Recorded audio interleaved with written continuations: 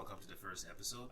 My name is Daniel Bischoff. I was actually born and raised in Ghana for, I believe, 14 years now. Haven't been back since. It's kind of expensive, but anyways, this is the first episode, and we're going to be talking about the American Dream, and I'm here with Mario Lopez. And how many years knowing each other? We've known each other 9 years for about 9 years. From high school. Yeah, and I think you didn't start out in the beginning of the school year, did you? No, not necessarily. I kind of I remember now. I think it might have been the second week of school I came, and just completely enrolled the first time I walked into the building. And I was in class the next 5 minutes. I'm in class. Yeah. So during the beginning, we didn't really know each other that much. Yeah. Or I don't even think we had classes that were, because I was taking humanities and all that. Yeah. Path towards sort of advanced classes. Yeah. And you were taking other history with someone else. Yeah. Someone I had popular, basically all the basic entry classes pretty much. Yeah. And that was your first sort of year in the U.S., right? Yep. First year in the U.S., first year in the American school system. So that was a little bit interesting trying to learn how to communicate with people in class, how to behave in class, because I kind of went to a private school back in Ghana, so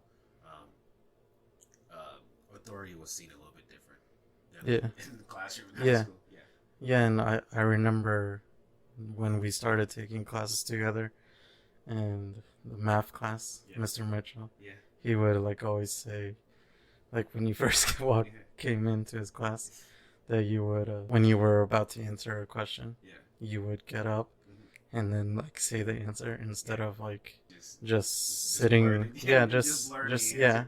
or even raising your hand and just staying in your seat and then saying it. You would, because I've seen in Mexico also that they would do that.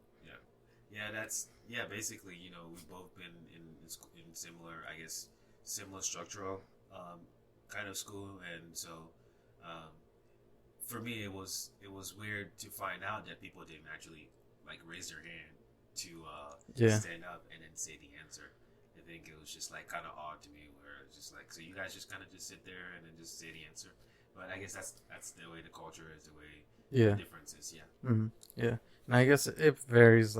We are going to Columbus City schools, and in this area it's not really the top-notch schools.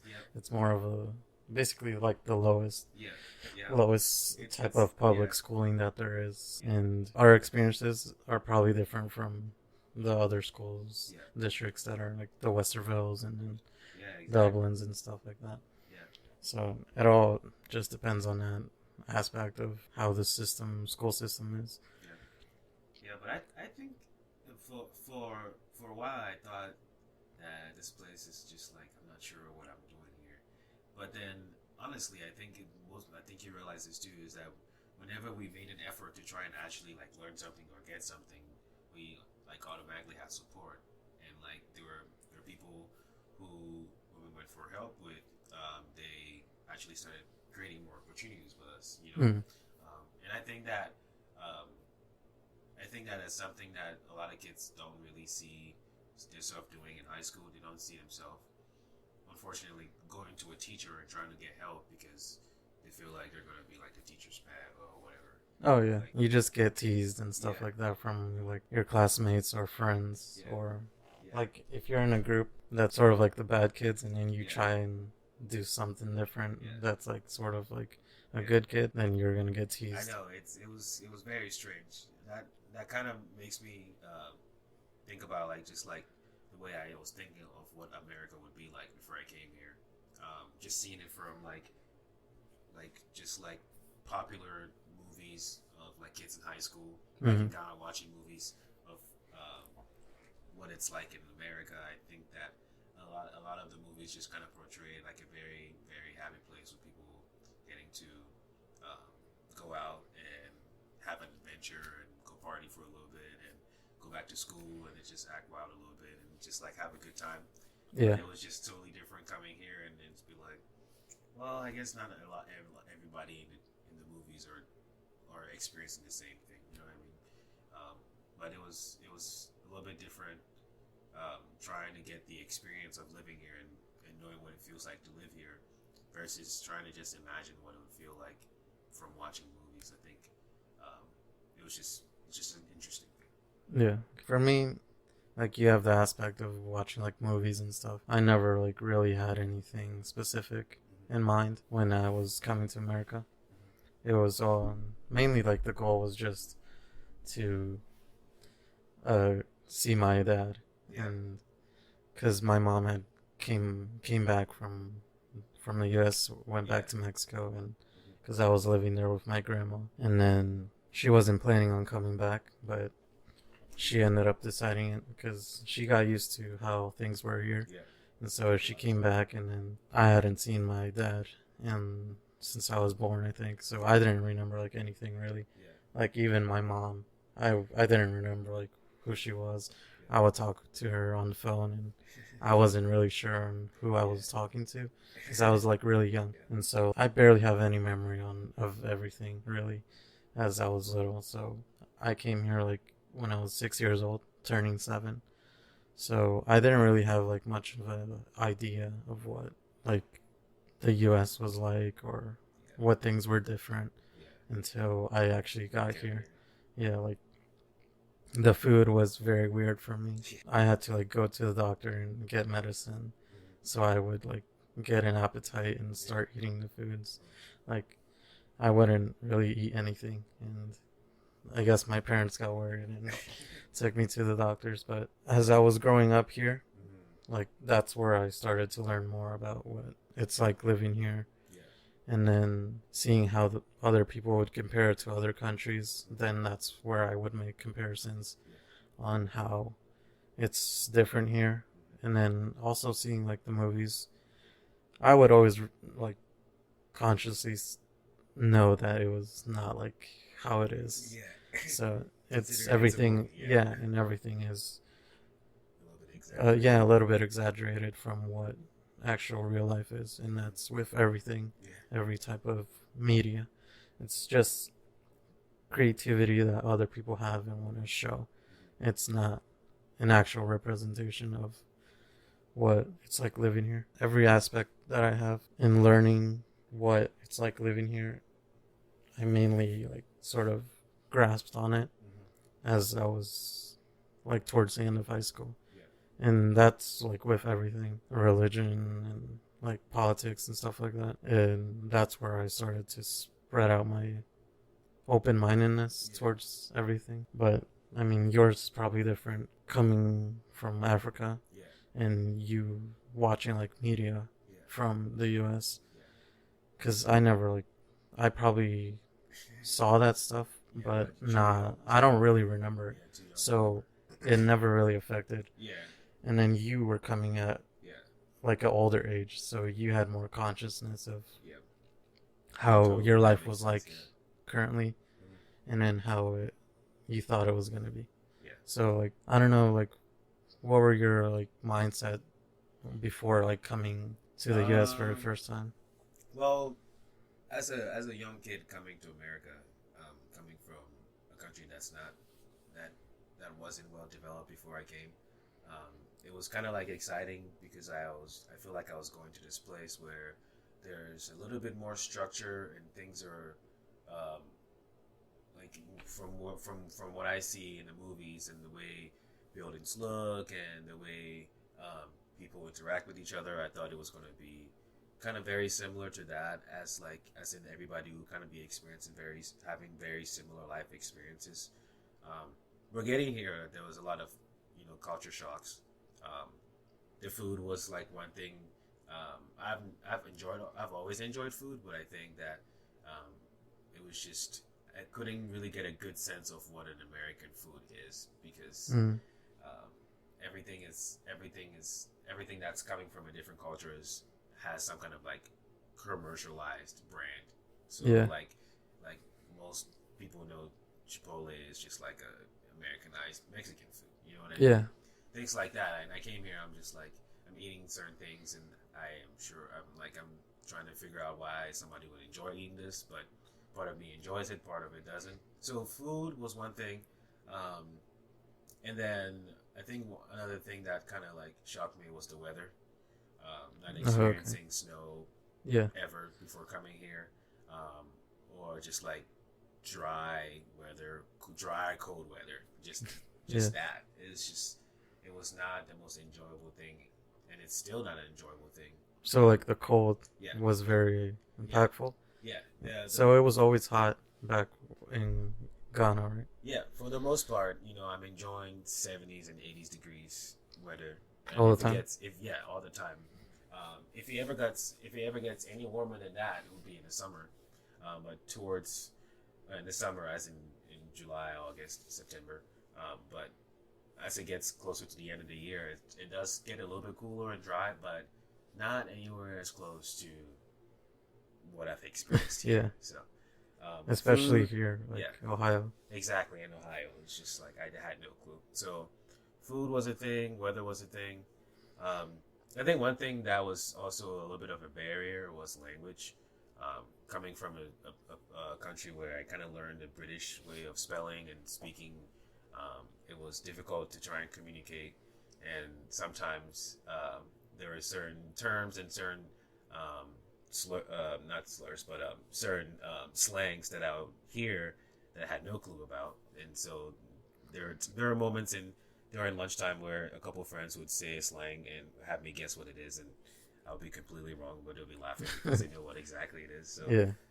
I think language was a funny thing to experience. Thinking that I know that I speak English and I can understand and write and read English. Um, Talking to people from a different country that also speak a different type of English was quite the experience. I ended up picking up on like speaking and like developing an American accent per se. Um, as I started watching more movies and talking to more people, and just like I have a good sense of like hearing something and being able to like repeat it in a different language. So from there, I started kind of like speaking a little bit more differently as I do now. But here and there, sometimes I have moments where I enunciate a word a little bit differently Yeah. than yeah. Yeah. But for the most part, I've always enjoyed languages. I started off back in Ghana speaking my native language, Ga, and then when I went to school, I would learn English, Ga, and French. So I was learning all three languages at the same time. And then when I came here, I decided to continue taking French. And then when I went to college at Otterbein, I took some Italian, which was a little more enjoyable to learn than French for some reason. Yeah. But yeah, so food, the weather, the language, and then I guess the structure or the layout of the like the way the cities look and the going from the city into like the suburban areas and going to like plazas and stuff like that. I never really had. We didn't really back in Ghana have certain structures that I could go easily and see. So were the things far yeah, from things like were where you far, were living? but they were far, and there was like only like one plaza. Oh, okay. So Yeah, so there wasn't many yeah, options or there weren't many options per se. mm. But I think the layout of like Ohio is like kind of interesting because there's so much land, and when you're driving through the country or you're driving out of the city and going out, Yeah, it's all you can just see flat. so much land. And, Yeah. maybe back in Ghana because I didn't travel that much, I didn't really get to experience that too. But it's just like it just seems like there's so much land and just flatness. You know what I mean? So that was, I think, the layout of like the way things are, or something that was a little bit interesting to me too. But yeah. Yeah. Well, food was definitely different. Like McDonald's, I think. I wouldn't eat anything from there at all. Like I think Easton, the mall, it's like a town center, so it's changed a lot since I came here. Yeah. Like there's a Shake Shack now, but it used to be like a Puma store, and that's where I would get all my stuff during high school. And then like before even that, there was a McDonald's, and it was giant. Like they had video games in there, And like I would just go in there and play video games. I wouldn't like touch the food at all. And then like later on, I tried it, and then I started liking it because they probably put stuff in that just as soon as you bite, like it makes you want to eat more and more, and then gets you addicted. I mean, that's totally true. It's funny you talk about the like having the McDonald's experience as a kid. I never really like experienced that. There's a lot of, and I remember, like high school, maybe junior, senior year, whenever any of our friends are going to go get something for lunch or after school, we'll be talking about like Chipotle or like McDonald's. Yeah. And I never really like enjoyed McDonald's per se, but like I just felt like all my friends just like loved getting McDonald's like all the time. And I think it's just because of their experience growing up having McDonald's that have all those games that you can go play and toys. And, the like Happy Meals, and you would get a toy like with every meal, and they would always be different. And there was like options if you were a girl or a boy.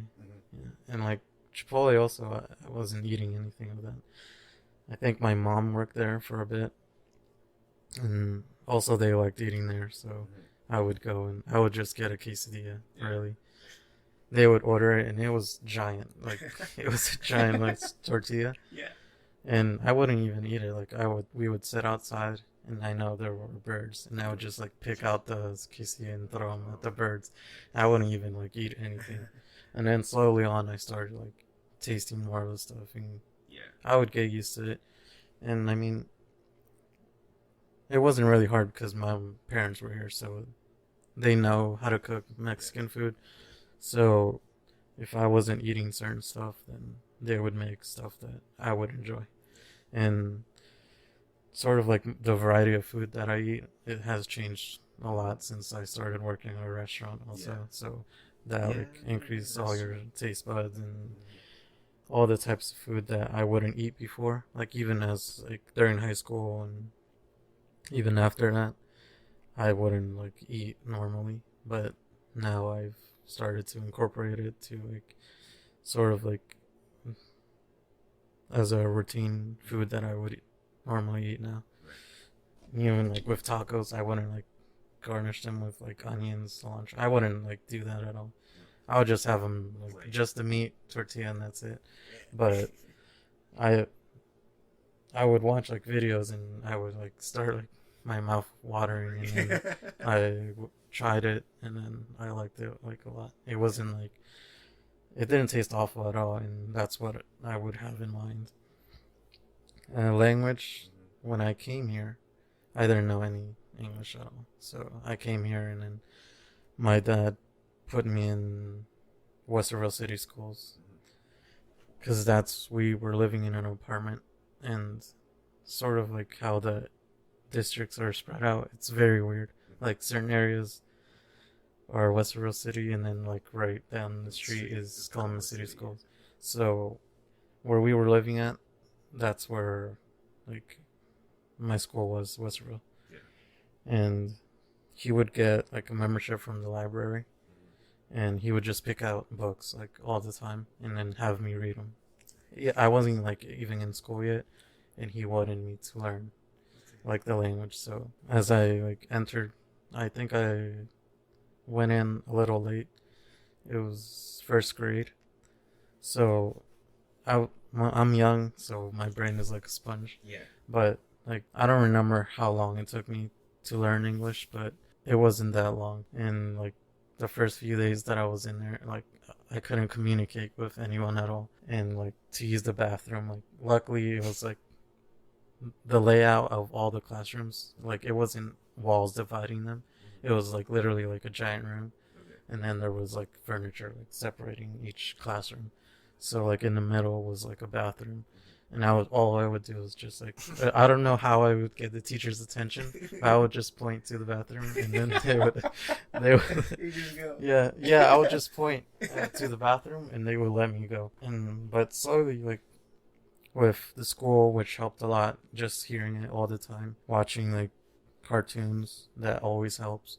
And then my parents getting me books from the library and having me read them, and in order to learn it faster. And I'm very thankful for them, because I learned it really quick, and then it wasn't much of a sort of like a obstacle for me. Only just for a few days, like in school, and then later on, like I would still have like there's like a class ESL. Yeah, English and as second language. Yeah, and I would still go to that just to get more help if I didn't understand certain stuff, and then later on I tested out of it, so I wasn't required to take it anymore because my English was more advanced now. Right.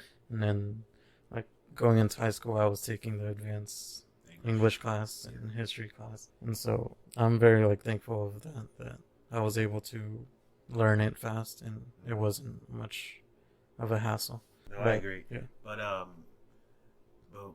would say though something that I remembered, and I talk about this often. Like my experience in American schools with a certain amount of like discipline coming from Ghana. I didn't think that some of the things that we were learning were that difficult in high school. I feel like there's certain things that I was doing, and I was like, okay, this is kind of difficult. But for the most part, there are things that I was working on, and I was just like, I can just breeze through this. You know what I mean? And I don't know if you had that similar experience, but I don't know if it's because I had a similar thing. It wasn't because I basically started like up fresh here because I was supposed to be in second grade, but I didn't know English, so they held me back. So I started out as if I was just starting school. I skipped the kindergarten because I was already older, but it was like starting out as like a regular kid, first grade, starting out elementary, and then working all the way to graduating. So I was used to like sort of like the material, but then since I was going to Westworld City schools, sort of like the workload and stuff like that is different, and sort of like towards middle school when I changed to a different district, it seemed easier that way. I don't know if they were teaching differently or different material, or if it was the same one, but they were making it like easier for us. I don't know, but I saw like differences from that, even if I wasn't like taking it from like Mexico schools. Like it, even like just studying here, like with different districts, you can see like a difference in how the material is, and it does seem easier. Like I went to when I finished elementary, I went to Columbus City School for 6th grade. Then I went back to Westerville for 7th grade. And like 7th grade, there was like 1,000 kids in that middle school, and I wasn't like cracking any like high rank or anything. I was like probably like average. Like the teachers would still have like good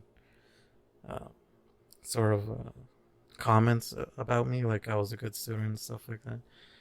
But then like the following year, 8th grade, I went back to Columbus City schools, and I like starting like for all the way down, I climbed like all the way to number 1. Like they were like thinking I was like a genius or something.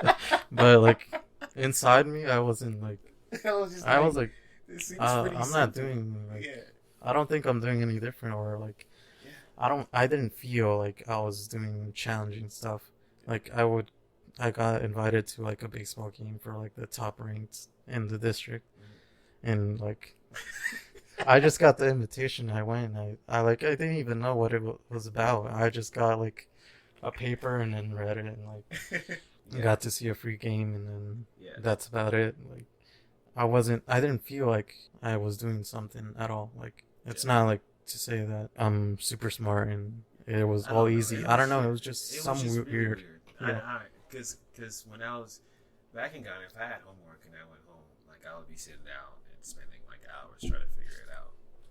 And then when I came here and I had an assignment, and I literally like read, I think it was like 3 questions, 1 paragraph, read a paragraph, and then answer the questions. The questions are asking direct questions from the paragraph. And I think I just read it in like a minute or under a minute, and then answered the questions, and I was done. And then I can just hear comments coming from my sides of people just like looking at the assignment and just like, or just like, this looks really difficult, but I'm just like, all the answers are right there. You're just not reading it. Like, either you're not reading it or you don't understand like how to read and understand what you're reading, and then like be able to like answer the question. So, or sometimes people wouldn't even like look at it. They would just, I can't do it, and then just give up. Do it. It's just like, all right, I'm yeah. But yeah, there are moments like, and then like even for math, like especially like when we were in Mitchell's class, I never really felt like I was doing some like groundbreaking math at all. Like, it was just like simple things that I was just like, okay, I see a pattern, I put it together. If I just follow this method, which is the way it's supposed to be, I'm gonna keep getting the same answer. But it just felt kind of weird, just like doing like a simple math assignment and being able to like finish it and like be able to understand it so simply, and then like for some reason other of my classmates are just like clueless. So yeah, they would struggle. Yeah, I was like, just like, I don't know. Like, you were ahead, I think, for a year. You were ahead in math. You were ahead of me. And then one year I talked to the counselor and he just put me randomly into math classes, and like he like jumped me straight to algebra 2, I think. And I mean, you got in the class and I got in the class. Yeah, I didn't see any change. Like, I went in, you guys were already like a few weeks ahead, and I just like went in as if I was coming from a different teacher and just switching to this teacher. It was all different. And then like pre-calculus and calculus, like all that seemed really easy. Like I remember, I think we had like a tennis tournament, so we missed a review for a test. I don't know if it was calculus or pre-calc, but it was one of those. And the next day was the test, so we came back, and then like before the test, like Mitchell like told me and said, "Oh, this guy, he was doing great in the review yesterday, so he's gonna get a higher score than you this time." And like I didn't really care really, but I said whatever. And then like later on, I finished the test, got the scores back later, and I got like I got all of them right, and then I got the bonus right. And I got a higher score than the guy that he was telling me. Like, and I didn't even study. Not to bluff, but like I feel like that happened a lot of times, and I'm just like, I don't know what he thinks we're doing, but we're just paying attention. That's it. I think that's all we're doing really well. It's just like being able to like pay attention and just like grasp what's going on and not be like distracted by like random things that are going on. You know what I mean? Yeah. Because like the reviews, like sometimes the reviews were honestly just the same equations we're gonna get on a test, and then you just flip the letters. And I'm just like, what? All you have to do is pay attention, really. Like, the only problem that I didn't like about that was because we got used to sort of a way of repetition and just looking at things and then repeating them without learning them. And he would say that, like, you guys need to learn it and not like have it be repetition. But we got, at least for me, like I started off great freshman year, and then as I went through the years, I just started getting lazy. Because you're just like, okay, I feel like we just developed a tolerance with just being like, okay, I feel like I can do that, so I'm not really gonna like go after it like I used to. I guess there wasn't like motivation to like work harder. Like, I don't want to sound like bragging or anything, but it felt like no competition. Like there wasn't competition, or I had a need to compete against like people. Like in middle school, like 8th grade, I was getting F's in math. Like, oh, dude, middle school is really bad for me, man. I wasn't doing really good, and I still went to like that best students in district or something.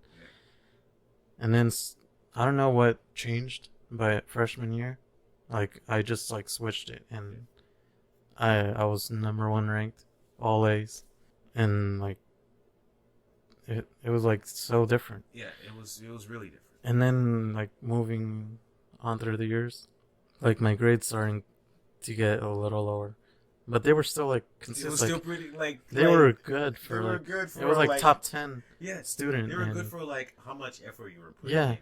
And sometimes I'm just like, dang, I wish I would have just like really like been nerdy a little bit. Yeah. Towards certain and things. there was people I remember. Yeah. There's students that were trying like really hard. Yeah. And they would get it. They would get the grades, but like sometimes we would still get like higher grades than them. Yeah. And we weren't like really doing much. Yeah. But then like senior year was like I wasn't doing anything really. I mean, junior and senior. At that point, there's no way we can fail and not graduate. Yeah. Because we just had like we started off really good. Yeah. I think sophomore year was the OGT. Yeah. And so once you pass that, you're pretty much guaranteed to graduate. Yeah. You just have to make sure you don't have F's on your transcript. Yeah. And we just got we assimilated to the way things were. Yeah. And we saw the environment, how it was, and we were like, I mean, you guys were chilling. Yeah, we're just gonna chill out. Like, yeah. We'll do the minimum, and we're still getting good grades, so there's no really a reason to sort of put more effort. I guess maybe put effort towards like college or something like that. I think back, and I think I could have, I could have been like, okay, these things I can do in class are very simple. I can do them, and then like find something that like is like a little bit more complicated to understand, and like dive into it and just like try to know as much as about like whatever that thing is. You know what I mean? I think that I should have done, like, if I would have changed anything, junior or senior year, as lazy as I was going through some of those classes and still being able to like get good grades, I think that if I had just became a little bit more independent, and just like I'm gonna just like really study and like enjoy learning and be like a nerdy kid, you know what I mean? Because like some of the stuff that I'm learning now is really interesting in a way that like I'm reading and learning and understanding things as an adult. It's like learning things is like an enjoyable experience because you just go through that experience of not knowing it, understanding it, and maybe using like being able to apply it to something. You know what I mean? I just didn't practice that enough. Yeah. I really got lazy. Yeah. Like I'm still like lazy now. Like junior, senior year, that's when I'm like talking about like differences about me and like other Americans. Yeah. Like I'm not American, and so towards the end of high school, I started realizing that I was probably not going to go to college because I didn't have my right paperwork that they required. And or like I couldn't even apply to scholarships because they wouldn't they wouldn't get loans or like scholarships to someone that wasn't a citizen or a resident of the US. And so that's where I got the idea of how it's different for kids that don't have their papers. Yeah. And so once they reach high school, they really don't have much option after that. Yeah. Like they could apply for certain scholarships, but right now it's different. Yeah. But when we were about to graduate, it wasn't. It was really different from what it is now, and I couldn't really apply to anything. And even if I got accepted to something, how would I pay? Yeah. So I basically just try to finish off high school, and that's it. Like I was already with the idea that I wasn't probably gonna go. I don't even think I applied to like Columbus State. Like all I did was Ohio State, and then I think some other university that I don't remember. But that was one of like the main reasons I started to like try less, because I mean I was like, even if I do my best effort, like do like get all A's, be number one. I can't. It won't be recognized at all. And so that's why I didn't try that much. But then things, like, after I took a year off and then tried again, I applied to Columbus State, and like there was like an option for like, I have DACA, which is I don't know, deferred child some arrival. But it's basically like a permit that you get and you just renew. So it's basically like being a resident but not having that status. But you basically have the same things or benefits. And so they had that option there. So that's when I applied and then started going. But like scholarships, like the only ones I can apply are private, and like all the like the government ones, I can't get any money from them. And like FAFSA, like when people were doing that in high school, like I couldn't do it. Like I've tried doing it, and it asks everything about your parents and stuff like that, and I can't provide any of that. So how am I gonna get loans or stuff? Like they help me like pay through like my associate's degree, and I've helped also by working, but none of it has been like loans and stuff like that. It's all been out of pocket, and luckily, like with the help that they've given me, I was able to like at least get an associate's degree for now, and I don't know. Hopefully things change, and then I can continue on that way, because it's really expensive. Like I got accepted to OSU, but it's really expensive. Like when I got the bill, I saw it and I was like, that's a lot. So right now I'm just chilling, trying to do something to keep me occupied. So that's why we're doing this podcast and talking about stuff about the American life and our ideas that we had coming in. Yeah, I mean, I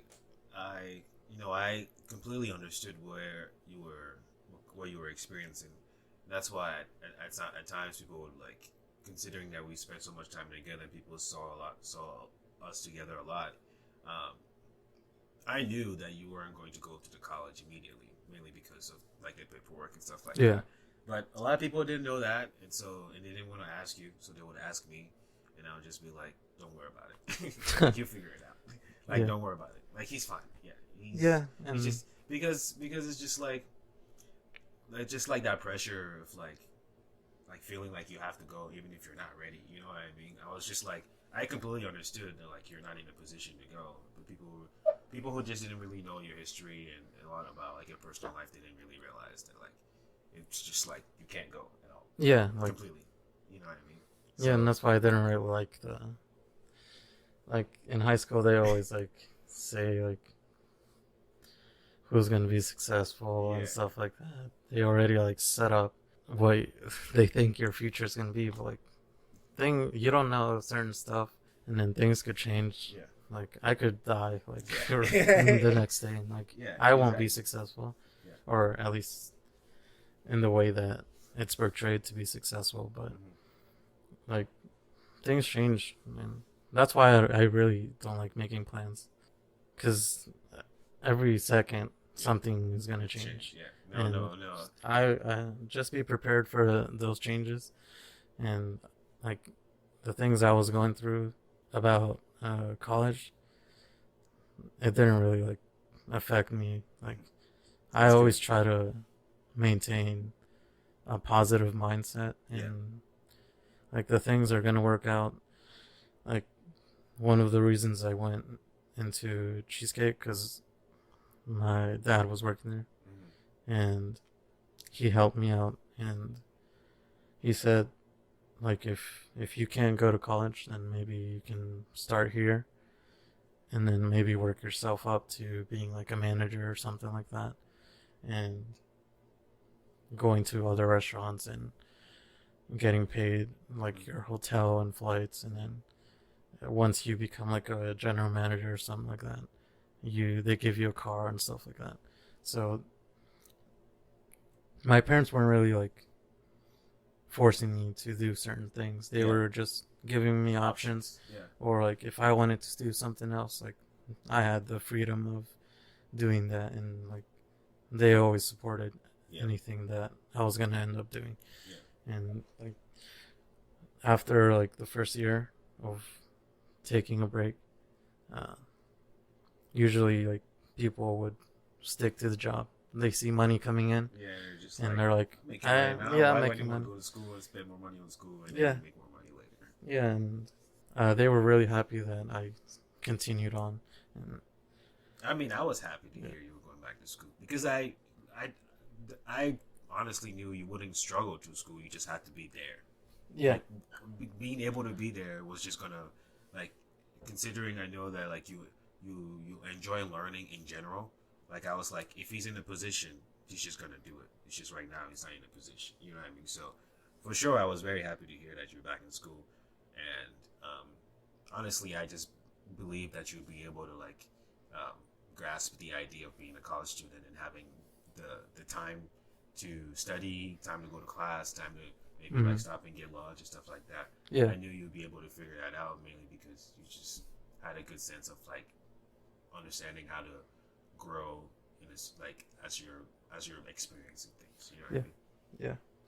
And I mean, college was, for the most part, not as hard. But like the thing I always struggle with is studying, because sometimes I would just take in stuff and then sort of memorize them, and then just during tests and stuff just wing it. I got a little bit better with that stuff. Like I would go on like sites or something like that and then read up more on stuff if I didn't understand.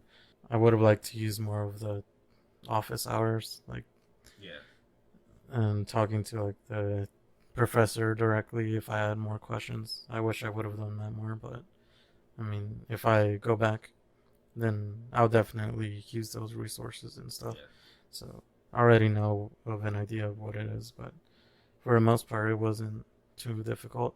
It was Columbus State, really, but they were like saying it was Beechcraft 2.0. Completely, yeah. But I mean, just a little. At the end of the day, like the associate's degree, those 2 years, like they really won't take that into account. Like as long as you get like a bachelor's, maybe, and then and even like now, like most people don't really like care of what college you went to. All they really care about is, do you know how to do certain stuff? Do you do it well? Do you do it better than this guy? And that's all they base it on. So I don't know if I'll actually go to Ohio State. I might do like it's called like a coding boot camp. So it's like 6 months. It's almost like around the same cost as one semester for OSU. And then you just learn, like, it's basically like going to high school, really, like 9 to 4, 9 to 5, I don't know, or like a job. And that's from Monday through Friday.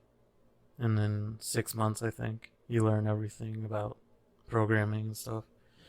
And then before you finish your like period of like learning, they'll help you like find a job with like people that hire. Yeah, I mean, for sure. I think that's a great idea. And the reason why I even say that now, considering what we've just been experiencing with the whole virus and stuff like that, turns out having a job where you can sit at a desk can be enjoyable sometimes. Because I never wanted to be, I never want to have a job where I'm sitting at a desk all day.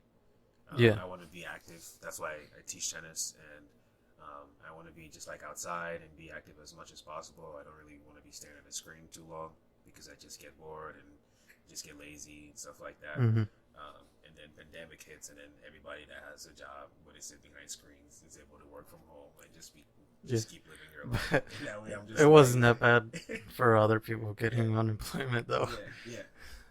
That unemployment really helped out a lot. So, and people are still having that. Like, I don't really like it that much. After like as things are coming back, but like during it, it's fine. Like people need assistance. Like not everyone saves, or not everyone is making a lot of money. So people need help. Like I understand that, or sometimes their job, like you can't go find, like you barely found the job you're having now. So like maybe looking for an alternative wasn't the option. So it was good that people got that help. And I don't think I applied for it though, because I was still working. I wasn't working the same hours. Actually, I think I was, because I didn't really work that much hours because I was working and in school. So I was barely like making like 20 hours a week. So, but luckily they put me on the schedule and I was able to work. Like my mom, she started working like a few months ago at a new restaurant that's in Easton. Where? RH, it's called. It's a new restaurant. It's very like upper. What would I call it? It's not like upscale. Yeah. It's not like fancy, but it's a little upscale. You're talking about like steak. They have a ribeye steak, yeah. But okay. I applied. I went to training for like 3 days, but I didn't really like it. Didn't like it. No, so I left, but she stayed and she loves it there, and they had closed, and so she was out of the job, and then my whole like family that's here was out of the job, like no job, and they couldn't apply for unemployment, so there was no like any assistance. But like luckily we saved money, and we're not like, we don't really spend a lot on stuff. We do spend on stuff, but we manage it I guess correctly. So we never like see a drop in like our bank accounts or stuff like that. We're always like, you're probably seeing more money every time, a little bit. Yeah, we always have something that if something never happens, like the pandemic, like when I first started hearing about it, I wasn't really sure if it was gonna be this bad. Like, but we were still doing like the same thing, and then luckily we had enough money to get us through like the quarantine and stuff. But and the job that she has now, like they paid her, I think, 2 paychecks full. Like, so she still went in for like a week to help clean and stuff, because we weren't really sure on like the restaurants. They didn't know like if they're gonna open or. I remember I was working the day that they closed at all the restaurants. Like I was working there, and then I came home, and now I was laying in bed, and then I see like a thing on Facebook saying that the governor is gonna close all restaurants, and I was literally I literally just got out of work, and they weren't expecting that because they had a meeting and they were saying we're not gonna close until something happens. We're gonna try and keep protocols, like seat people in certain areas, try to have social distancing. Yeah, before like the laws were already put in, and they closed. And they're just like, nah. Yeah, but luckily we were able to go, so I was able to help with like rent and bills since they weren't working, and then luckily they opened up, and then we're like slowly climbing back up to what we were, and then now we're more conscious that we need to save more. So like we would go out to eat at like sort of more expensive restaurants, and we would also like we would meet new people, and then my mom loves giving, so in socializing with people, and if she likes them, then we like invite them out to eat. We go to a nice place and then just have a good time. Yeah, but sometimes like we're too kind, and those people, they probably don't appreciate that stuff, and so we're like cutting back on that stuff. Yeah, like, you're just like, okay, we're gonna cut back on some of this money. We were spending like a bit, but now we're gonna change those things and then save more money than we were already saving in case anything else happens, or like evening like your bank account here, your bank here. We're gonna spread like the money. If something happens, we have like from where to grab. No, my spending habits have for sure changed after all this stuff, because because I mean, for the amount of um, money I get paid an hour teaching tennis is a little bit different from a lot of the jobs that other people work at my age. So I make a little bit more for the hour. Um, so like having money or having a good paycheck was fairly easy to me, mainly because I didn't have a lot of expenses. And so I was making more money than I was spending. So half the time I'm just like trying to have a good time, go somewhere to eat. If I wanted to buy something, I'll just buy it. But when my hours were just like cut to zero, I was just like, dude, there's no stream of income. You need to relax, like spend at least much, like at least very little money as much as possible. But now I'm just like very conscious of, and I try and check my bank account and see how much I'm spending, and pay attention to like my habits of like when I'm hungry and when I start craving certain things, and make sure that I'm able to feed myself well, and make sure that like I don't just get into the old bad habits of just like going out to eat because I just know I can, because I just spend less money than I make and stuff like that. That's good. Like I always like to take positives out of like the negatives that come in life. So this was really like something that changes your mentality on certain things. And luckily none of us got sick, and the virus wasn't as bad as people were saying. I mean, it did its damage. It did its damage for sure. But luckily it wasn't as like awful as they were predicting that it could have been. And like the quarantine helped a lot, I think. I mean, people weren't out as much. Yeah, being quarantined. I was just in here, like. It's quite the experience. Yeah. Because you're not working. You're not working, and you're not going to like. Well, maybe you still have like classes, but I'm like I don't have a job, so like that's like majority of what I do for the amount of hours every day of the week is I'm playing tennis or I'm teaching tennis, and then I'm doing none of that, and I don't have classes because I'm not in school, and I don't really have certain responsibilities I need to take care of because it's just all I do is work. And so like I was just like, wow, I have so much time, and honestly I was just like, okay, there are certain things I could be doing right now because I don't really want to go insane. So I just started picking up books that are like in my little library in my room, and I've been sitting there collecting dust, and I'm just like, okay, well, they're gonna stop collecting dust. I'm gonna pick them up, read a couple books, and that was good because before that I wasn't really reading any books after I graduated. So I spent a lot of time watching tennis, playing tennis, teaching tennis. So everything I do is just like very tennis oriented, and in the athletic and eating way and like body maintenance. So I used my time in quarantine to work out as much as I can, do a little bit of reading, get back into coloring a little bit. I wanted to get back into painting, but I got too lazy and too distracted doing other things. So maybe that's something I want to start working on too. But for sure, I think that us starting this podcast is a really great idea. Mainly because honestly, when you talked about it, I was like, that's like a great idea because this is something that we can enjoy doing. It's just like very simple.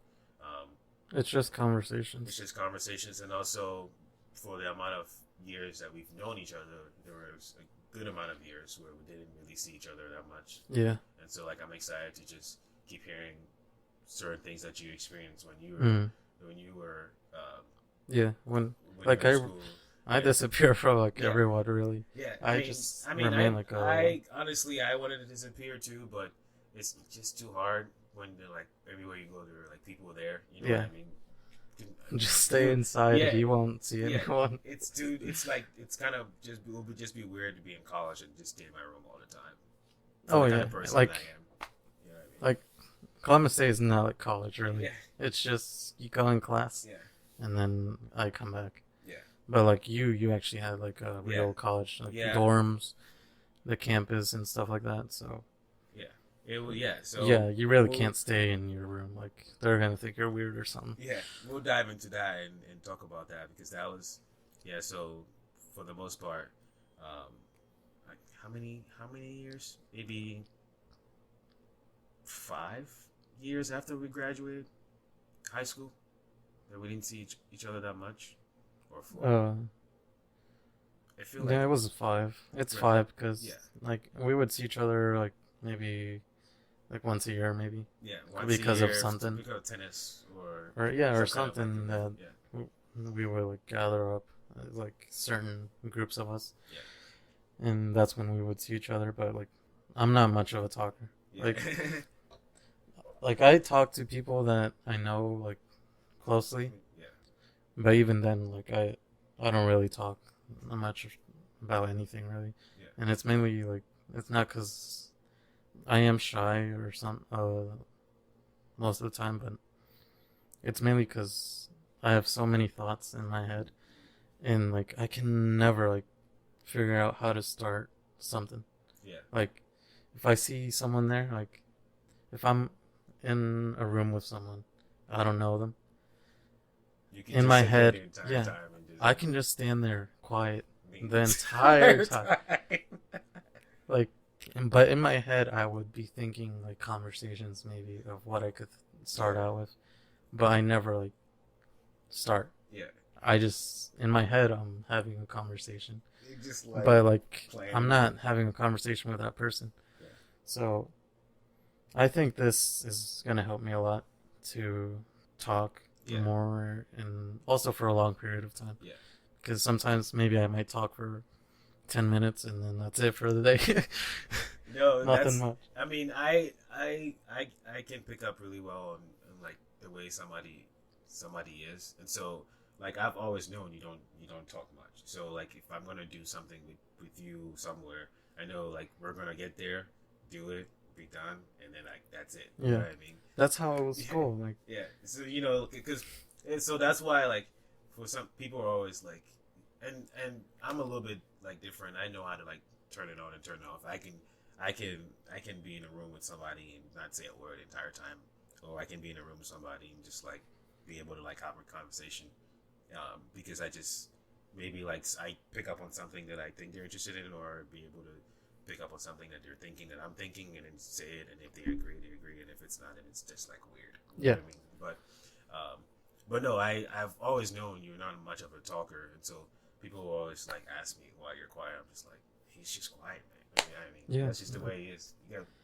Mainly because I understood, because I do it too. When I'm not talking, I'm in my head, so I'm always listening to what my head's trying to tell me to do, or imagining something, or thinking about something. So I totally, I get it. Like I zone out a lot sometimes, like, or I think about like a lot of stuff, the past or something like that, or even like the future, like playing out like like an alternate timeline or something in my head. Yeah. And like I know that stuff probably won't happen, or it will be different, but I just like thinking of stuff.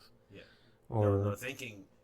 So one of my favorite things to do, and some people don't understand it. It's like I could spend like the whole day by myself and just be like enjoying the day, do something a little bit, spend some time thinking, spend some time reading and stuff like that.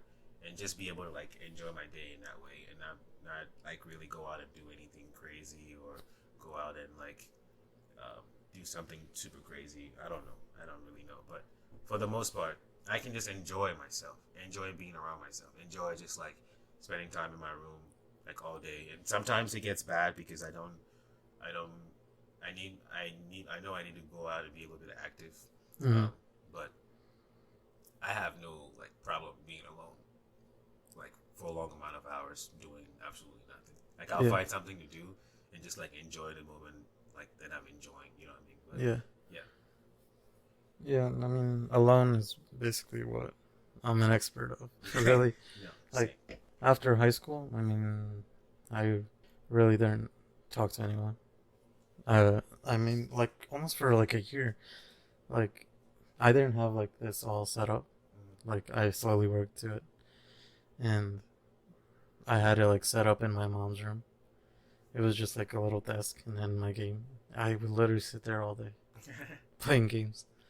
I wouldn't do anything. Like I wasn't gonna go to college at that time, but I wasn't working either. So like at that time, I wasn't feeling like I was wasting my time. But I was wasting my time.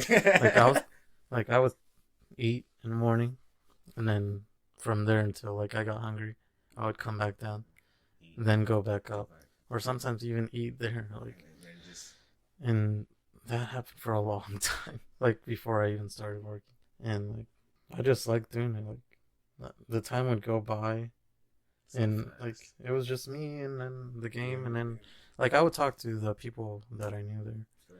But like people that I knew in real life, I wouldn't really communicate with them. Yeah. And then, like, I started working, and then out of nowhere, like I wanted to like challenges every year. So I started out with no soda because I drank a lot of pop. You still got one day. Yeah, I got one there. For a year and see if I could do it. I just wanted to like test how a strong mentality I had, like if I was weak-minded or not. And I mean, I didn't have anything, no pop, nothing, for 1 year. And then the next year I was like, so what do I do next? I waited like a few months. I started drinking soda again, but it wasn't as much. It was just maybe like once a week. Like it used to be like 2 a day or something like that. It wasn't good. No. Yeah. And I decided to do no bread and no soda again. I also tried no fried food, but that lasted like only a few months. But the no bread thing, actually, I did it for 1 year. Like Mexicans usually like they have like their bread. There's like all different sizes. That's eat it with coffee. Take coffee and then eat the bread, and like that's very popular. And like the sandwiches, Mexican sandwiches, tortas, and all that stuff. Like, and me working in a restaurant, like I couldn't eat pizza. I couldn't make myself sandwiches or stuff like that. And like most people, if they do like a diet or something, they always have cheat days. Yeah. But no cheat days for me. Like I wanted to do 1 year, like full commitment, and I was able to do it. Like my parents, like they would be eating bread in front of me, and my mom would always feel bad. Like she would feel bad that she was eating bread in front of me, but I was like, you guys can go ahead. Like I'm strong enough. Like I don't. It's no big deal. It's no big deal. It's just some food that I can't eat, and I'll be able to eat it again. Like this is only for a short period. So I did that, and then next year, I did no social media for a year, because I realized that I was on the phone a lot. Really, like I would open up Twitter. I still use Facebook, and then Instagram. I would open up Twitter, see what's going on, close it, and then like literally like 10 seconds later, open it up. Yeah, like why? I felt like those seconds count, and I could be doing something else. So I did that for a year, and I deleted all the apps, and I was gonna get a flip phone again, because I used to have a flip phone during high school. Yes, and you too. Flip phone brothers. Yo, I could not take out that flip phone in class ever. I still. You didn't even have to take it out. People took it out for you. Yeah, I was just like, dude, what are you doing? Just leave my phone in my bag. Like, just relax. Yeah. But I was planning on, because the first smartphone I had was the iPhone 6, I think. But the battery like died or something, so it wasn't charging. Oh, it was charging, but I would use it, and then a second later it would turn off. So I wanted to get a new phone, so I felt like it was the perfect time. Like, this is gonna make it easier for me to not use social media, so I'll just get a flip phone, like, or a cheap phone that doesn't have like smartphone capabilities. But I didn't do that. Difficult. No, I didn't do that. Like, I went to AT&T and I asked if they had like a flip phone or something like that, and they didn't have any. Like, they don't want to sell that. So like the lady was like, if you want, you can get a smartphone, and you just don't put the apps. I was like, all right, fine. You got me. You sold the phone for today. So I got an iPhone 7, I think, and I think it was recently out, and I got that, and I didn't download like any social media apps. All I used it for was text and calls. Or I used YouTube, but I didn't see it as social media. I just saw it as videos. I think, but yeah, but I know. No, I I guess totally agree. I guess you could see it like a cheat, but Yeah, I yeah, tried. I tried to do not have, like having all these things, and then to some extent I'd be able to like manage it really well. Mainly because I also found myself um, opening the app that I just closed after I already seen like I've already scrolled through and seen everything already, but I just opened it again, and I'm just like, dude, what are you like? Why are you opening it again? You know what I yeah, mean? So, yeah, and you do it like unconsciously, like yeah, and so like, and the reason why it's a little bit difficult for me is because there are moments where I want to look up something and learn, and if I don't have a smartphone, it's just a little bit difficult. You know what I mean? yeah, So I'm just like, how am I gonna look for this stuff? But I've been able to manage like how much time I spend on the phone texting or Snapchatting or on Instagram or Facebook, and you probably noticed this too. I don't really do the social media a whole lot. As like, yeah, I probably do it even as much as you don't do it. I do it just a little bit, and yeah, I just keep it at that. But for the most part, I just don't. I never really enjoyed getting feedback and all that stuff from the social media and stuff like that. But yeah, I'm just glad I've been able to like create a good mindset and stuff like that, so that I can just like be able to like be independent and do something like off the screen. You know what I mean? Just like be able to do something off the yeah, screen. So yeah, I've actually also there's certain things that I've been working on personally that have been helping my mental health a lot. Things that I've learned from my major, yeah, from being a psych major in college, and things that I've been picking up on doing um, since I've been out of college and being able to like look for things that are like kind of interesting. The Netflix show, The Mind Explained, has a couple of episodes of interesting things that I really enjoyed learning from school and still learn about. And so I've been practicing meditating, and uh, just like a couple of minutes every day if I can.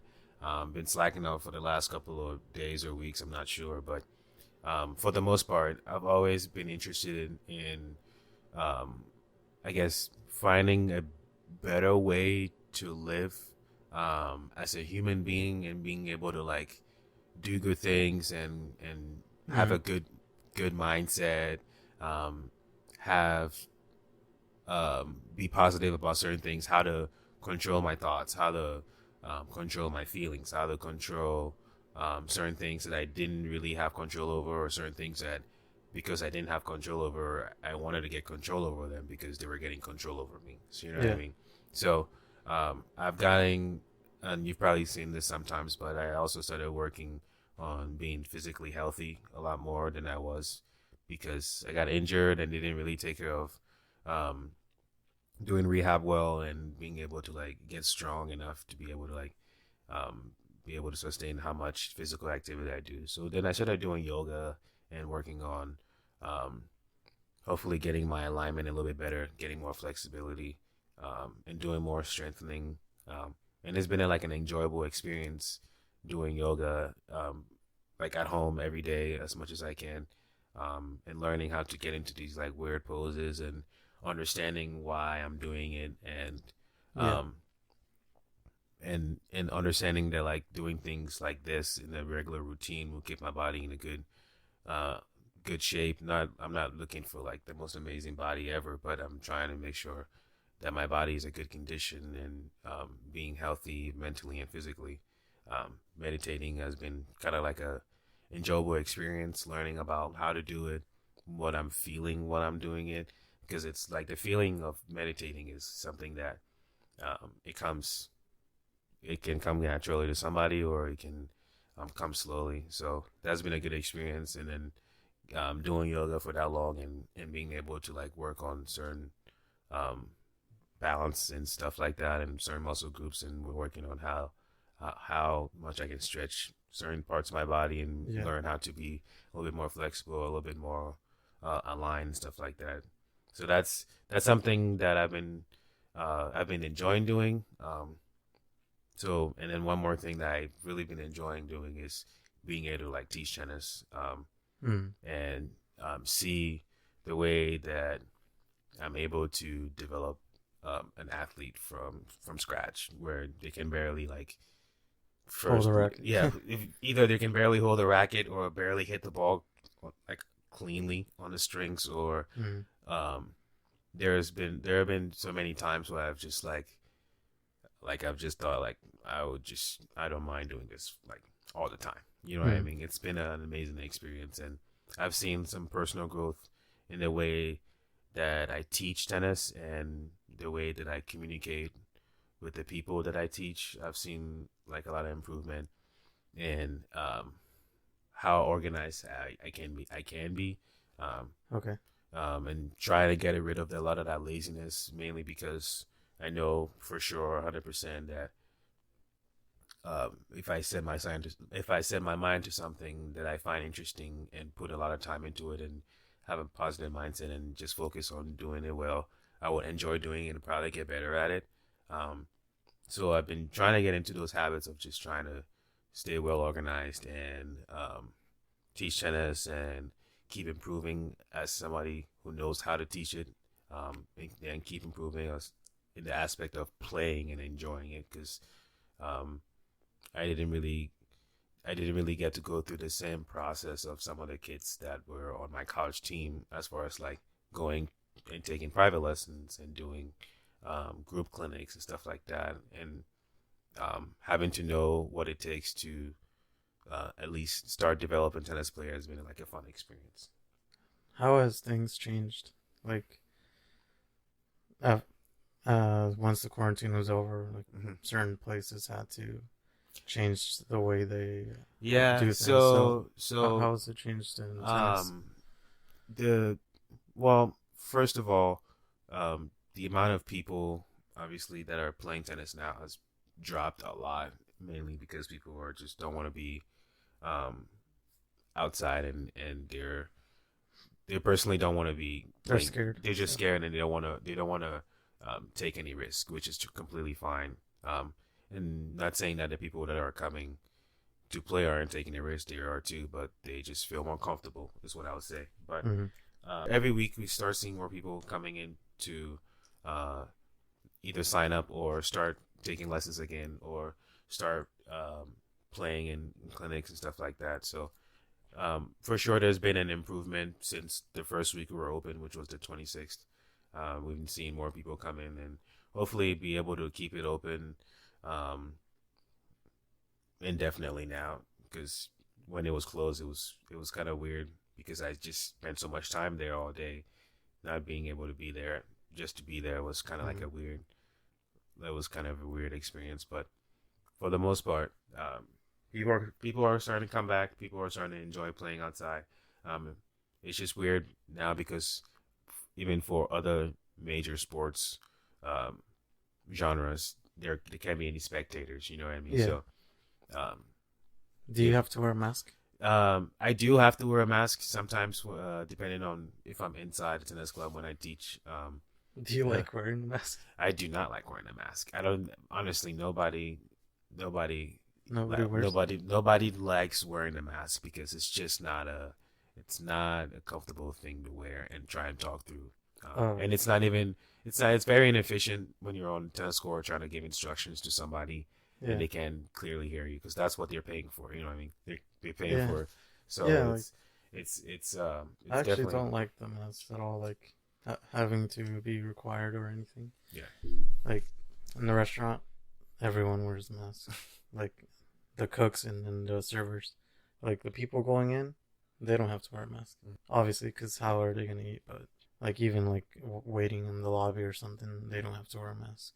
So, but all of us cooks, everyone, the managers, masks. Like, luckily I don't work like close to the hot areas. Like the people who make pastas, burgers, and stuff like that. Like they're like literally with the heat, and their nose, their mouth is covered. Like it's difficult to breathe sometimes. Yeah. Like I'm not even like working those stations, and like today it was really hot. Like Yeah.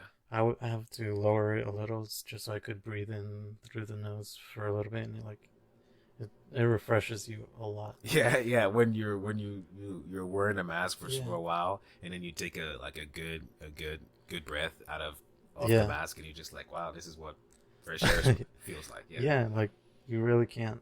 It's really uncomfortable. Yeah. I hate it. Like when we were first starting out with the masks, Mm-hmm. only we were given like these cheap things. Like I think they were from like a shirt or something, and like it was awful. And then later on, they gave us like a better one. Mm-hmm.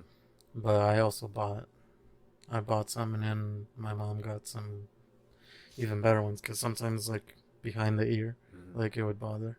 So the one I have, it's like a strap, so it just like It just stays. Yeah. you strap it on like Okay. in the back, so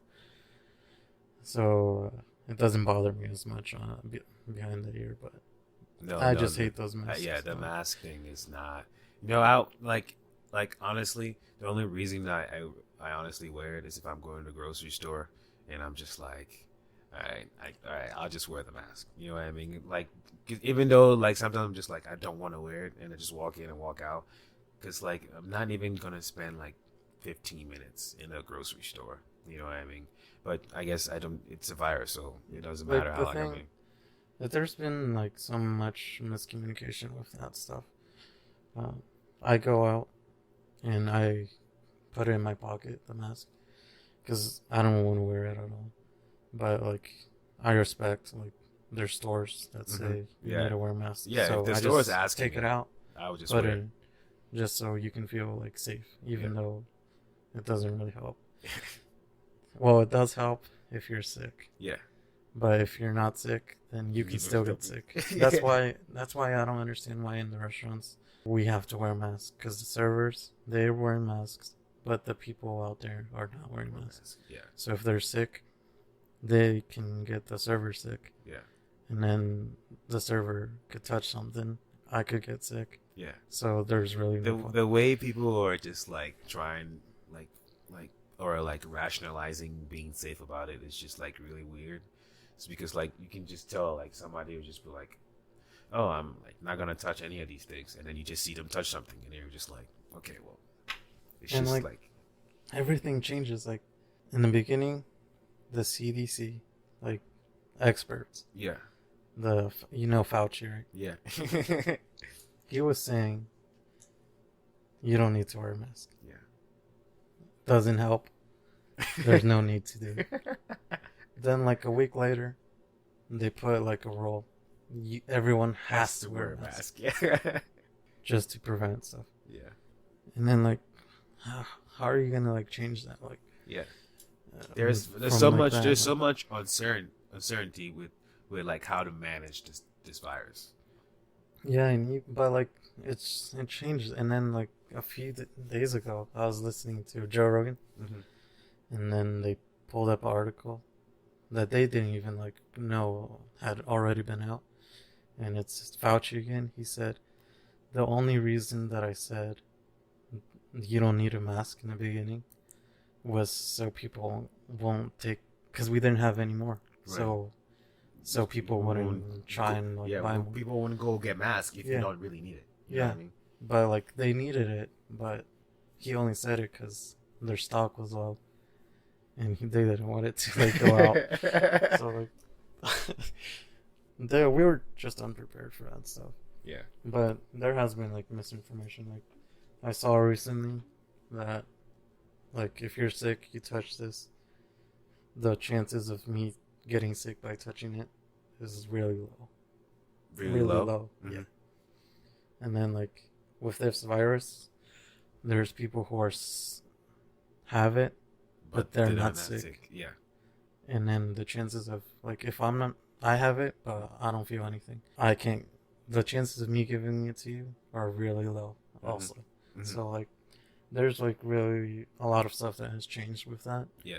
And it's good things, but it's better to like be safe than sorry. Yeah. So, I mean, quarantining for like maybe like the 3 months wasn't as necessary. Maybe like a month or something. because like the economy is really bad. Yeah. So. Yeah. No, I totally agree. And we're like giving out money left and right. Yeah, and that's something. That's another interesting topic is how, so like the country supposedly is in a lot of debt from a lot of whatever, and then all of a sudden pandemic hits, and then we just got all this money to just give people for stimulus checks. Yeah, I was thinking about like when we were in history class after I don't know what World War, or like Germany. Yeah, I think they were like really poor. Yeah.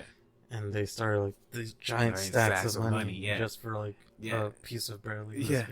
Like I felt like we were like kind of heading in sort of that direction. Maybe not too extreme like that. Yeah, but it felt like that. Like money. You're just lowering the value of the money if you're just giving people stuff. Like, yeah. And in the moment, it's nice. Like we're receiving this stuff. We're getting like paid. Like there's this lady at work who gets paid. She said she got paid like $900 a week. I was making like $800 a week. Like, like I was like, what? Yeah, but like the money is coming from somewhere. I don't know where. I don't know where it's coming from. There's probably like experts that know how it's being like distributed. Yeah, but what the like sometimes I felt like it's just they're just giving like for no reason. Yeah. Well, there's a reason, but right. Like it felt like they were just printing out and giving it to you. Yeah, so. And because like there are a lot of things like people like I was like, okay, so we have all this money that we can give for stimulus checks. Yeah, like look at all this like student debt, like student loan debt. Yeah. You know what I mean? So like I was very interested. I was reading stuff about like student loan forgiveness and some of the bills that they were proposing, and I haven't really caught on back to what I was reading before, but they were like making motions for it to be like happen where some people would be forgiven for a couple of thousand of dollars of their student loans, and I think that would have been like great considering like so many people are in like student loan debt. You know what I mean? Like you go to school and then like you don't like there's so much money involved in going to college and going and all that stuff. It's just like like. There's like good stuff though. I think there was a Heroes Act. Yeah, that's like the most recent one. But all this other stuff coming up, no one's really talking about that. Yeah, and like I try and listen to like both perspectives. Right. Like they're trying to put in stuff that they're wanting, like sneaking in, sort of, even though it's written, but.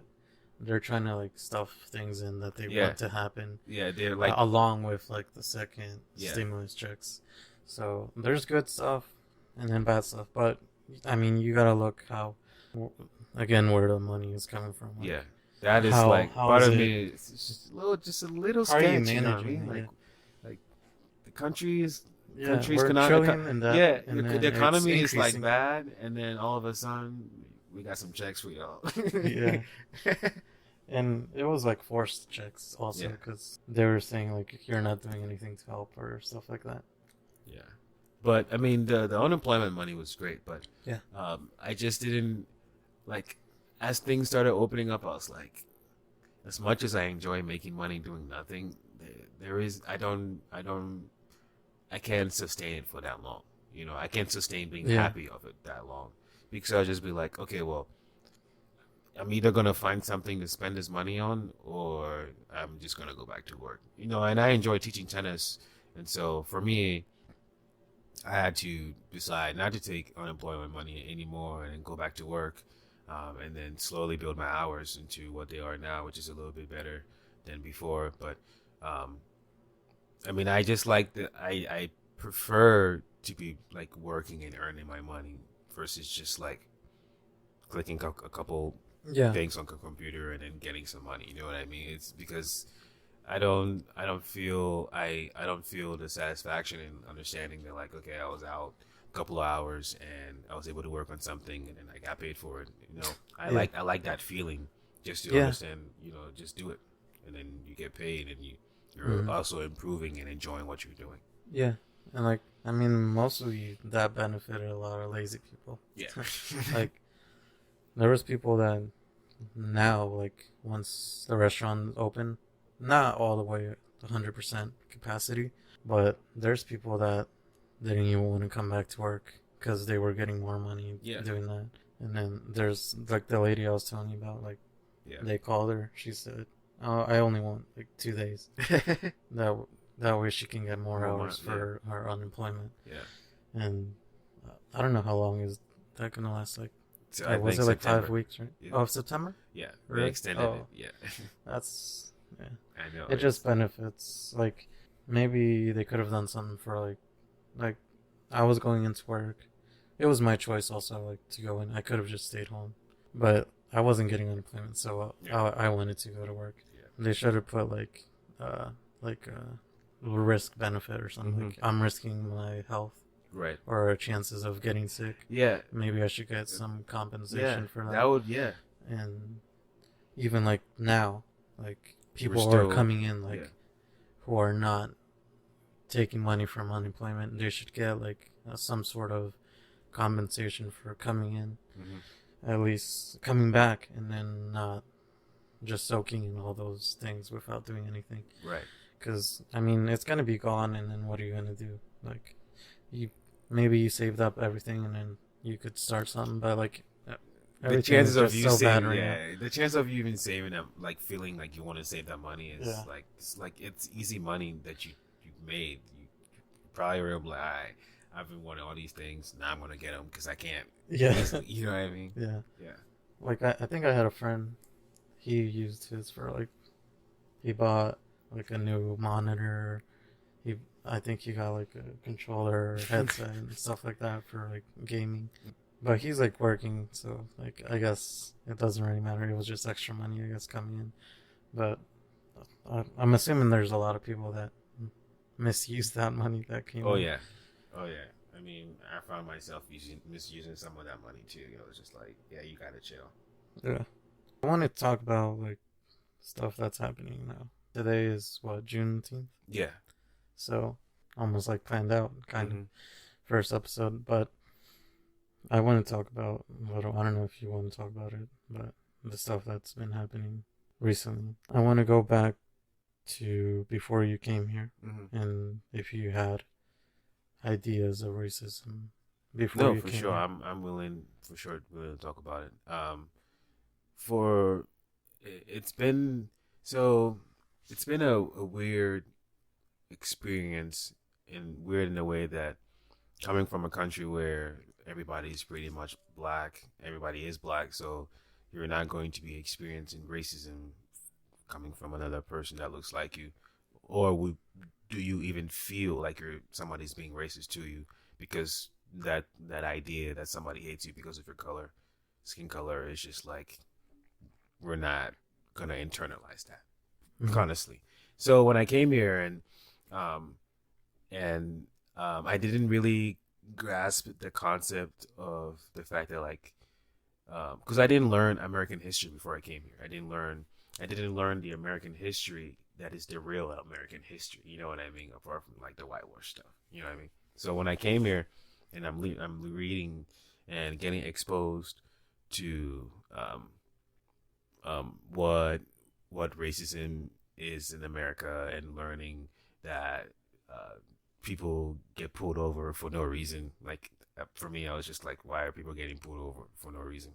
You know, like, was that like when you first came here? That was when I first came here, learning that like people, like black people here in America, were experiencing things like this. Like, I had no clue, first of all, and then when I got here, what prejudice? Yeah. I had no clue that, you know, I would ever experience any of that coming here, because I just never learned about the history. And then when I came here, I hadn't really personally experienced somebody being racist to me, because we went to a Columbus City school. It was predominantly black. So, and even for the kids that, some of the white kids that went to our school, a lot of them have know or hang out with a lot of black kids. So it was just like, I didn't really feel like, I could tell there were more black kids than white kids, but then I was like, but the white kids are like really cool with the like we're all cool with the white kids. Yeah. Like, I feel like it's different than when you're the black kid and there's like it's all white kids, there's like a different feeling. You know what I mean? Because you just feel like you stand out more for some reason. But you feel that way? Yeah, like if I I don't really feel like sometimes like if there's a group of black guys and then like there's one white guy, it's like weird in a way. But if I go somewhere and I'm like the only black guy and there's a bunch of white people, I'm just be like, all right, where the black people at? You know what I mean? Just like, I don't know. I'm just like, all right, so are there any black people here or no? No? Okay. I mean, it's totally fine, but I don't know. I just feel this feeling. And I think that's something that, as funny as people make it seem, it is like a real thing. Like if I go somewhere and like there's a lot of white people, I'm just like, all right, I gotta try and spot like one black person in here somewhere. There's gotta be one somewhere. If I'm here, there's somebody here too. But in that experience, I didn't really know like racism and all that stuff was happening. So I started like reading and then watching movies, and then like weird really weird experiences. I can't remember vividly, but I think and I'm not sure if this actually happened. I don't know if this is like I had a dream about it or it's my imagination. But we went to go play tennis somewhere, and this is when we're both on the team, and I don't remember where we went to, but I feel like when we got there, and considering there's a main man pulling up with a white lady and all black kids about to play tennis, and we're like playing tennis, which is like predominantly something that, especially in Ohio, a lot of white kids play.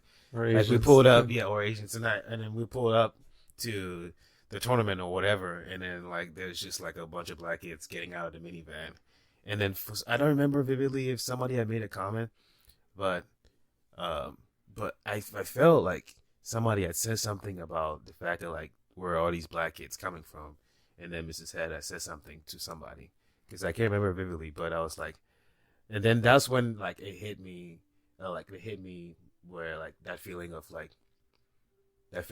when you're somewhere and people feel like you shouldn't be there because you're like you don't look like them. You know what I mean? That was the first time I had a thought. I was like, wow, this dude really is asking questions about the fact that like all these black kids are here to play tennis, and why is he asking that? And then I'm just like, oh, okay. Well, that was one incident, and then personal experiences with racism. I've never had like anybody personally call me the N-word, but I have had an experience where I was walking on the street uptown in Westerville, and like this was like really late at night. I don't remember if I was like coming back for some party or something, but I'm walking down the street, and then this car just drives by, and then I just hear the N-word, and then I'm just like, okay. And honestly, it was a group of white kids who just drove by really fast, windows down, and they said it. And then part of me is like, who are they talking to? So like I turn around, and then I'm like, oh, I'm the only one here. You know what I mean? So then I'm just like, oh, these are racist people. And then part of me was like, so is that what racist people do? They just like see you, and then they just call you a word just to make you mad, and then just like run off. Because they're like obviously scared that like something might happen. But I'm just like, what is this? What is like the concept of like hating somebody so much that you don't like? That's when I sort of and then I read a little bit more about like how like white supremacy like started out from like where that ideology came from, how like who was proposing these ideas to create a world full of white people and stuff like that. I was reading stuff like that, and I was just like, oh, so this is where this like ideology comes from, and this is for some reason what they feel the war should be like and stuff like that. And then I actually got a better grasp of like people who are racist and how their ideologies came from. You know what I mean? They strongly believe in these things that were written about black people that are like completely inaccurate. You know what I mean? Like I was reading stuff about somebody writing and proposing that the skin color and then the facial structures resemble monkeys and stuff like that. So because our appearance are similar to monkeys, which they're not, but somebody proposed that they were, that we are supposed to be controlled, like like in that sense. And so I'm reading all this stuff, and I'm like, somebody actually picked up this thing and read it and believed it. Somebody also wrote that thing that they believe in, and you know what I mean. And that's where I started understanding where it came from, and so then I was like, okay, so all these people and their ancestors started believing this idea that somebody put out, that because of the skin of somebody's color, they can do certain things that other white people can do. And then from there, other people read up on it and started believing it more, and then it's expanded like that. And so, with all the things that are happening now, a part of me as a black guy in America is like, okay, so, first of all, it's very difficult to keep seeing people that look like you or somebody's relative in the car and their child and they're getting shot at, you know what I mean? And then you find out what the charges are for why they got stopped, and then you're just like, okay, I'm not a cop, but I feel like if I was using my brain a little bit better, I could handle a situation with somebody that I don't know, and maybe they're not going to die at the end of the interaction. You know what I mean? There are so many times where a black person gets killed by the cop, and I look at the scenario, and I'm just like, all right, this, like, I can't even rationalize how, like, or why somebody should be dying in this instance based off what their charge is. Considering there's so many other things that you can do in America, and then you can just get sentenced a couple months for. You know what I mean? And so that's where it started, like, not saying it didn't hit me before, but that's why I understand a little bit more of, like, the anger part of when people are, like, really upset, because it just keeps happening, and then it's just like insanity because it just keeps happening. Nothing's changed about it. And it's bittersweet. George Floyd had to be one of those people, and you know, we don't get to see all the other ones because they never, like, come out in the light because of nobody took video footage. But it's sad that George Floyd had to be the one that really really set off that motion where a lot of people in other countries are fighting for Black Lives Matter. Because a lot of other people died before him, and the world didn't, like. Or they did, but it was only for a few weeks. It's only for a few weeks. They didn't really, like, they didn't really turn out like they did now. And I don't know. And I'm not saying that I'm not glad it's happening now, or I'm glad it's happening now. I'm just glad to see that a lot more people are not being silent anymore. You know what I mean? I think that there are certain people who didn't want to say anything, and now it's just like, if you're not saying anything, which is something that I think it's kind of implied, but nobody's really, like, pointing that out. But, like, if you're not really, like, saying anything to go against the fact that, like, some of this stuff that's happening to Black people is bad, like, if you're not just saying that what you think that this is bad, and you're not saying anything at all, then it's like, well, is what you're seeing, the footage that you're seeing, not, like, touching you in a way that, like, you're being sympathetic. You know what I mean? Like, I think about it, I'm just like I get the conversation. I have the conversation with my dad about driving and making sure I don't get pulled over, so that I don't encounter an experience with a cop. You know what I mean? I've seen movies, and I've seen many videos that are telling or instructing Black people how to, like, behave when they get pulled over. I don't see a lot of videos that instruct white people on how to behave when they get pulled over, because they're probably not going to die in this scenario. You know what I mean?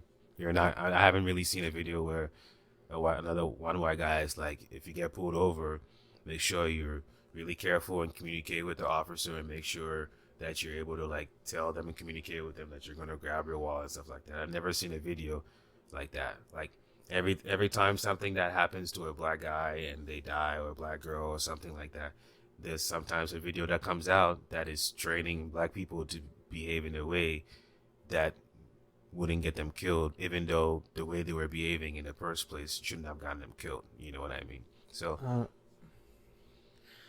okay. So do you think that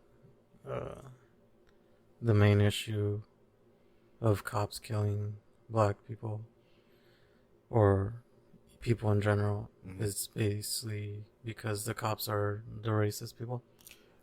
Yes. And I'm saying that mainly because the establishment of police in America, in like from the time that slavery was there, like people in authority were already like white people, and the people in authority who wanted to control people got into the police.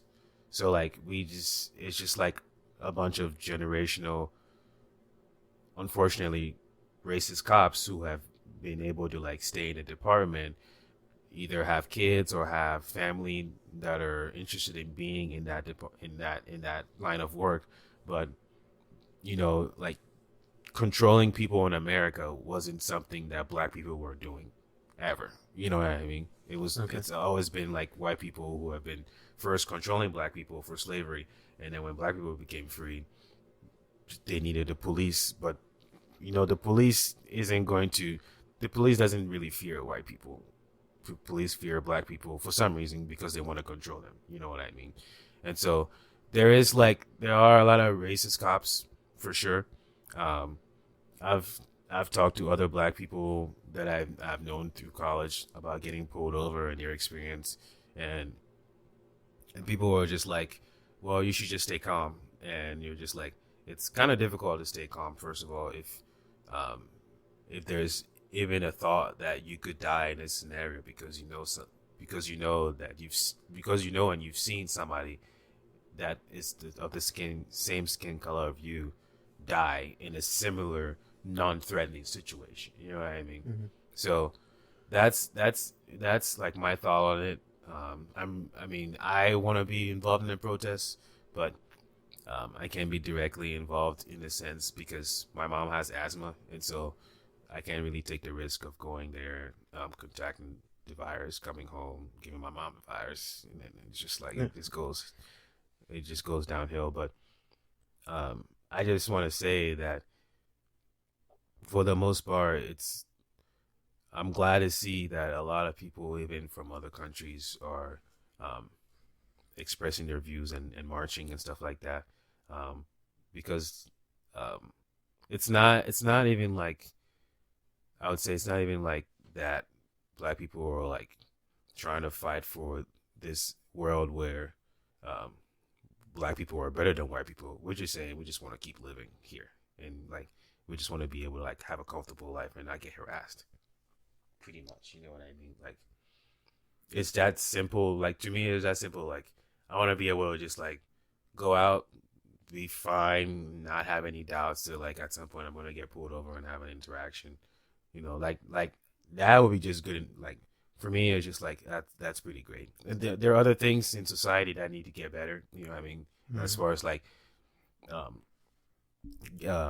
wage for black Americans in like certain corporate positions. You know what I mean? Like my dad struggled a lot in the corporate world trying to get a good job that pays him well, but people just don't hire him because they don't feel like he's able to do it, or that he's going to be able to do all the things that he should be doing, because he doesn't look like he can be in a position, or doesn't talk like he can be in a position, even though he's like well qualified. You know what I mean? It's just been like stuff like that. But for the most part, it's I think that it's really interesting to be part of history. You know what I mean? Like someday when I have kids, and if you have kids, they're gonna learn about these moments, and you know, and my kids are gonna be like, so where were you when this was all happening? You know what I mean? Yeah.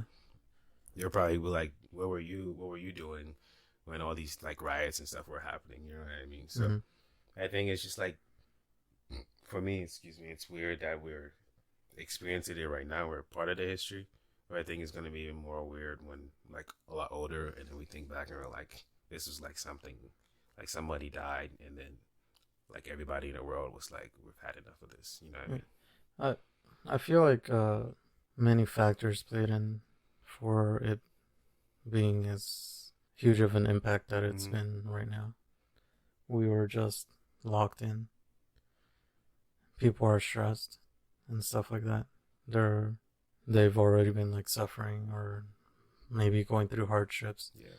And then they see something that is awful. Like I saw the video. I saw like an image, but I didn't click on the video because I was doing other stuff. But when I got like some free time, I sat and watched it, and it's awful. Like I've seen like really bad stuff also, like cartels and stuff, like doing bad stuff. And I mean, though that was just as bad because at first, like watching the video, you see him just that one cop, and then you see the other one who's really just like almost like protecting the other cop, so he can do whatever he's doing. And then later on, like more videos come out that there was two other ones, and it's awful like what they did to me because there's so many things that they could have done differently. Yeah. But where I differ in ideas with most people is I feel like sometimes certain people have agendas, and one of the main powers in the world is media. And this needs attention. I agree with that. There's racism, and there's racism everywhere. Yeah. And there has been people here for a long time, and that idea or that mentality has been there for this long. So it's going to take a while for it to be completely gone, even, or if it's possible for it to be completely gone. If it's possible, or it's just going to like transform into like another form of racism as it is now, from the difference between last 100 years. And the issue is not so much racism. I feel like when these videos come out, they're like pushed a lot. Like they're right in your face constantly. Like if a video comes out or a story comes out, these media outlets come write about it in an article or like mention about it, and they get pushed right up. Like it's right in front of your face because it's something that a majority of people are going to be against. Or like, let's say right now, like all of this is about racism. So if there's a story about like some sort of racism, or even if it's not racist, but you can make it about racism, then it gets put up there, and that just more fuel to the fire. And I feel like some people are taking advantage of that. The main issue I think with the George Floyd is a flawed system with cops, and people are wanting to defund the police, which I don't really understand. Like, not why they're doing that, but what their goal is with doing that. If they want to get rid of the police completely, which is, I think it's dumb because people are going to be able to do whatever they want. There needs to be something at least to have some sort of control. But I do think that it needs to get restructured. Because there are cops that are nice, but I think the majority of them are bad. One of the reasons is because they have a lot of power.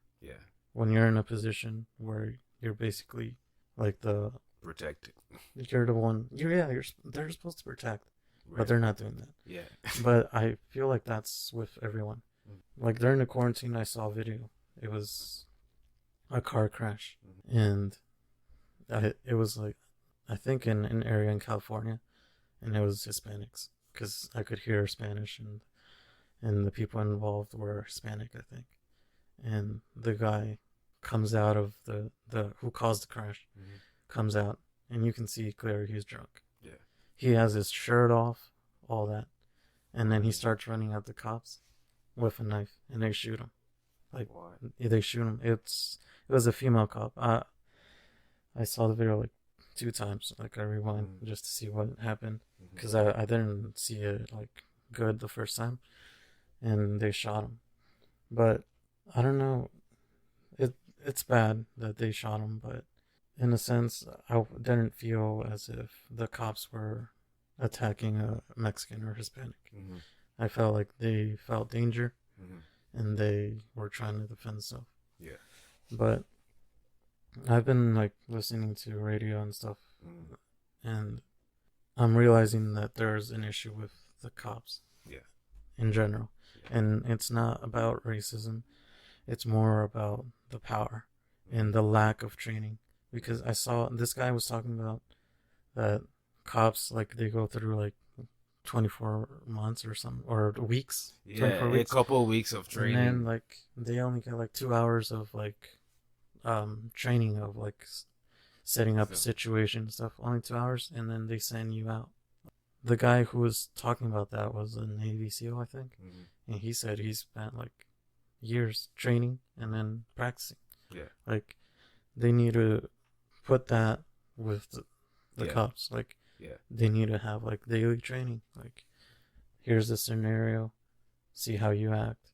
Then here's another one, see how you're gonna respond. And like constantly, because if you just, I cook right at the restaurant. If they just put me one day there, and then for years I'm working there, just like I learned once, and then now I'm doing other stuff. Like, I'm not gonna have, like, if they put me back there and if I'm in that situation, like I have to make this thing, I won't know what to do. I'm just gonna mess it up and do something wrong. And I feel like that's the main issue. There's cops that are racist, like the George Floyd case. That guy probably, like, either he wasn't a racist and he abused his power at the wrong person, who happened to be black, or he wanted to take advantage of that situation, but we don't really know his mindset, you know? So we can interpret it in different ways, since we don't know what that guy's thinking. But it is an issue of power. Because, and I compare it to, you took the psychology major. I compare it to the Stanford experiment. You remember?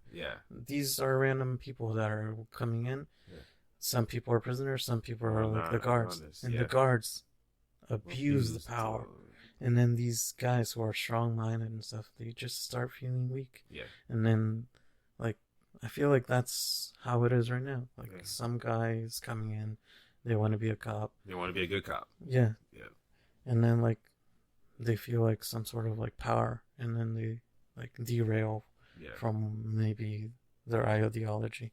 Or like, and that's why, if like someone who's training them, if they see that, just kick them out. Kick him out, or like bring his attention to the fact that like you having these feelings about the position that you're in are gonna start affecting how you control situations, because you're gonna feel like you can handle the situation in a way that is not necessarily the most efficient and most the safest to be able to handle. You know what I mean? Because you feel like, okay, I'm in the power, so if you're not doing anything I'm telling you to do, then you're just gonna get it. You know what I mean? Versus like, I acknowledge I have the power, and I feel and I know you acknowledge that I have the power, but I don't have to be like expressing the fact that like I have the power, and you have to, no matter what, be able to do everything that I ask you to do, even though some of it might be like just like unreasonable. You know what I mean? Yeah, and like I want it to change like really bad, like because if I've had experiences with racism, it's probably not like other people, and most of the time I ignore them, or I don't really remember them.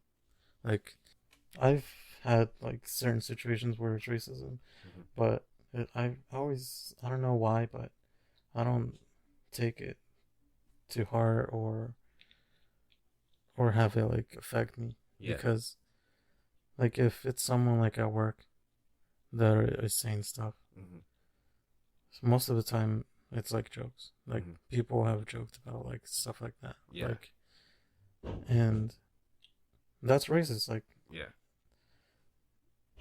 It may be like a joke to you, but it's still like that. Yeah. You're sort of fueling that. Like, that is racism. Yeah. And like, I feel like we have to solve issues starting from there. Yeah. Because if we're wanting to change stuff that is like all the way up here, you're not probably thinking long term. Yeah. You're just thinking short term. Yeah. And with the protests are good, but I think they're good if they're not in a time where we're through a pandemic, because we were just locked in and we couldn't do anything. Yeah. Or if certain people go out and try and like do something, they're shut down really quick. Yeah. And then this starts, and there's a lot of people like I support that there's this much people for a cause. Yeah.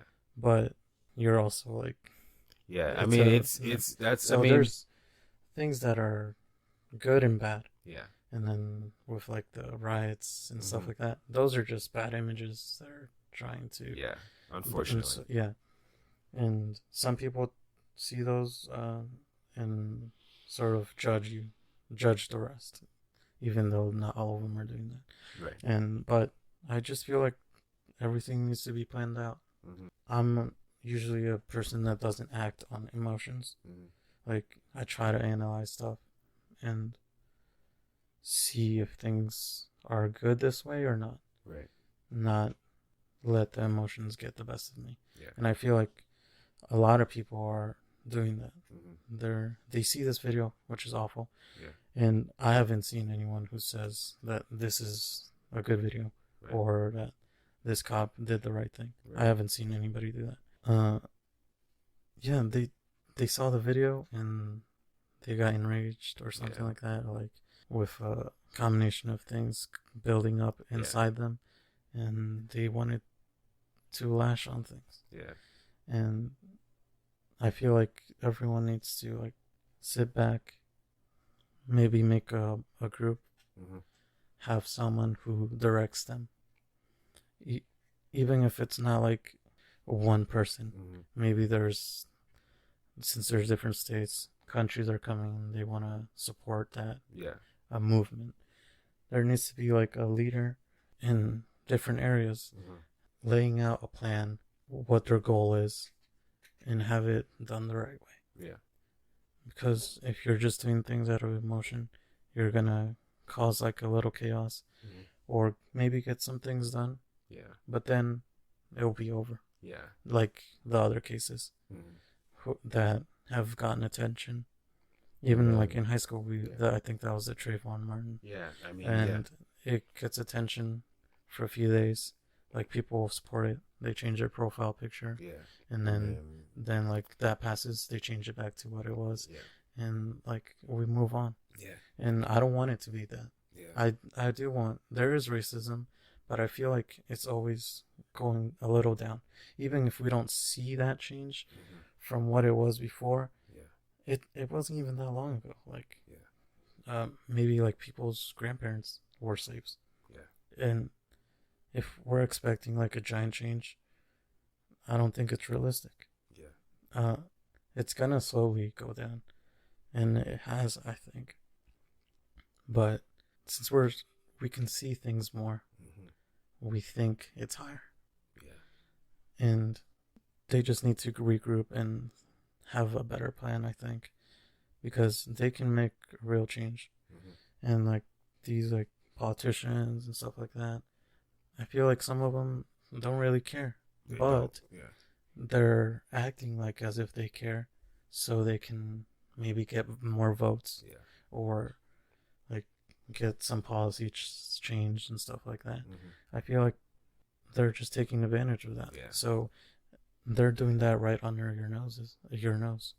And because you're occupied with this idea of ending it, you're supporting them. Yeah. Even if they probably have a hidden agenda. Yeah. All I want is everyone to regroup.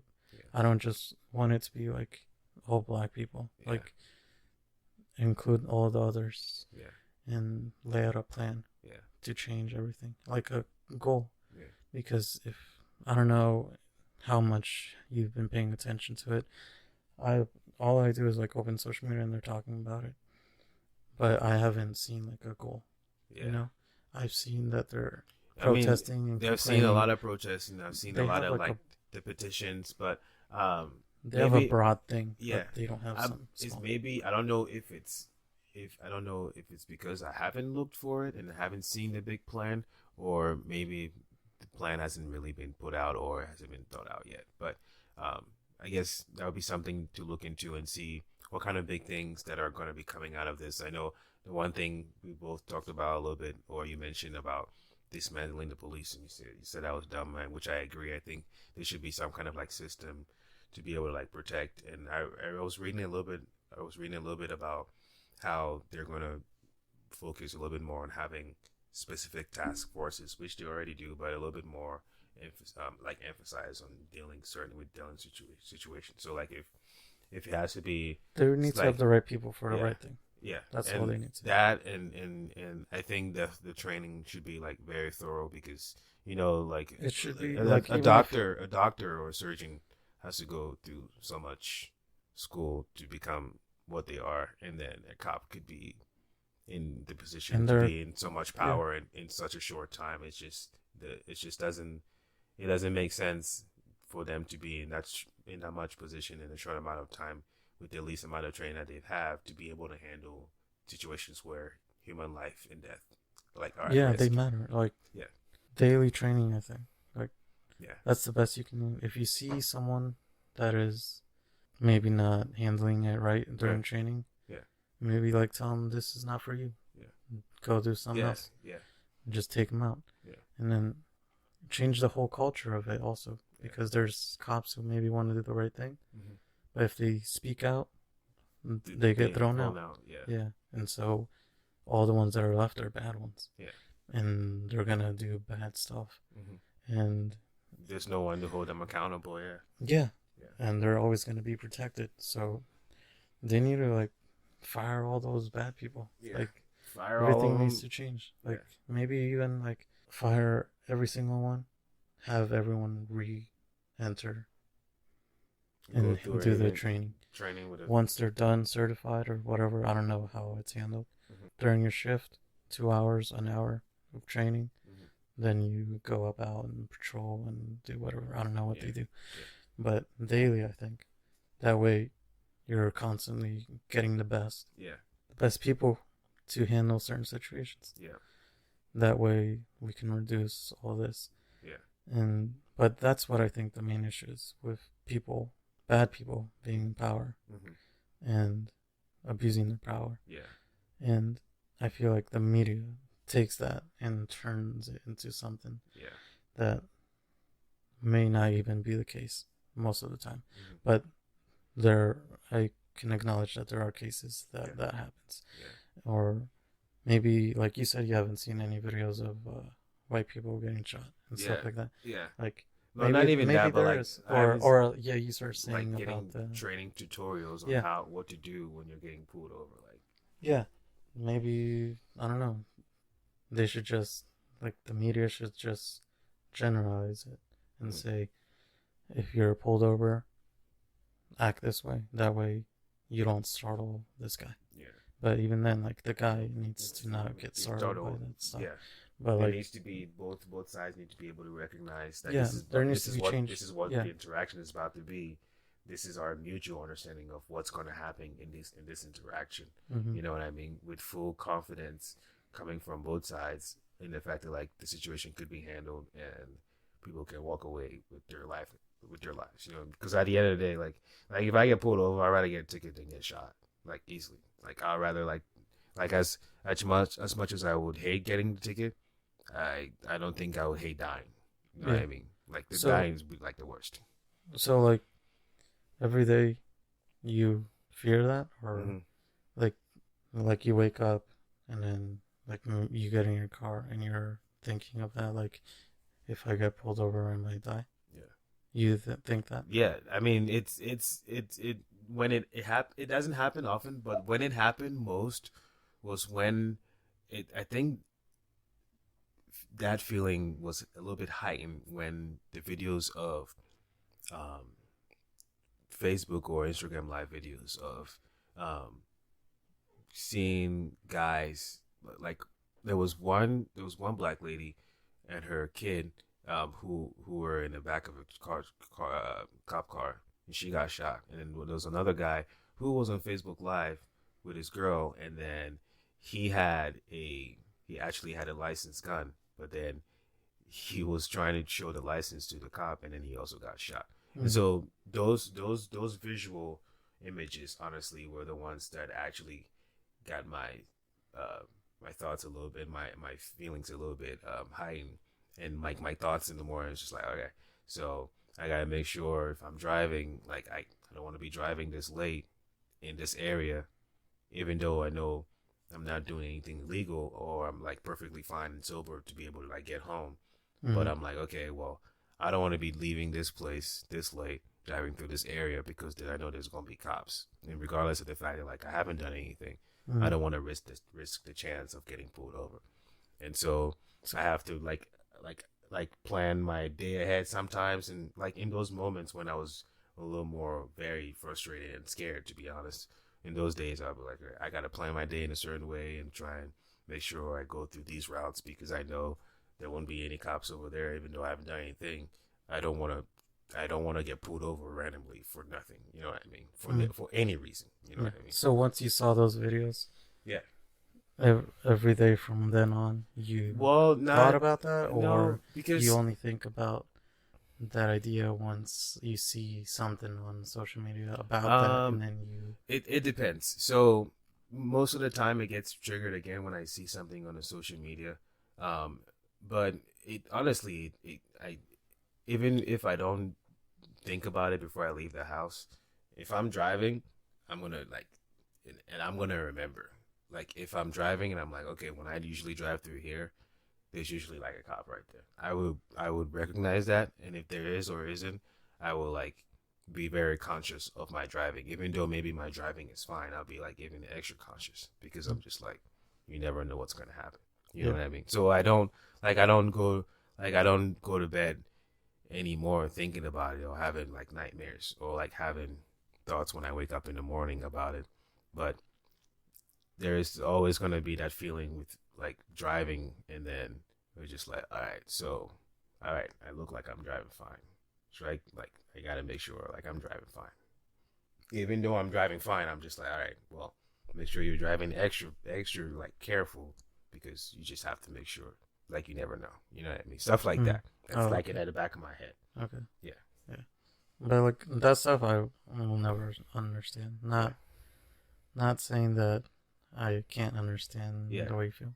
Yeah. It's more of like I don't have that experience, so I can't. Yeah, it's something. It's like it's honestly, impossible, really. It's really impossible. But honestly, it's just like one other thing that like not necessarily have to worry about, but it's just like it happens. You know what I mean? It's not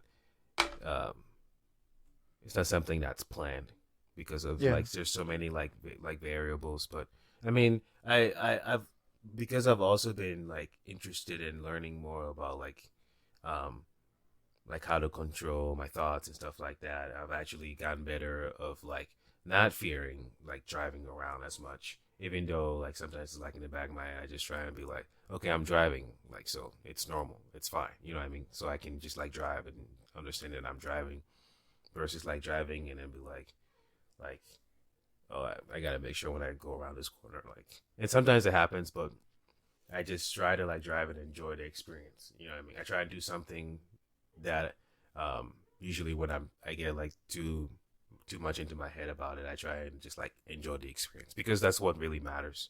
You know what I mean? I try to understand that like that's what really matters, and that's what like takes my mind off like stuff like that. Okay. Yeah. So I mean, everyone has their different experience, and I'm sure there's also Black people that probably don't go through the thoughts that you're going through. This is just your own personal experience with how you're dealing, or the thoughts that you have when you see certain stuff that sort of grabs your attention, and it makes you more cautious of your actions. And I feel like, again, with the media, they need to handle it more. In a way that it gives awareness, but also not scare. Because sometimes they like that scare factor. Like, we're trying to scare you. Like, this is awful. Like, everything is like that. And, like, I had someone that went to, get an ingrown toenail out. And the doctor was like, where are you from? Stuff like that. And I told him I was from Mexico and I came here, 6 years old. And then, he says, we're not bad, he said.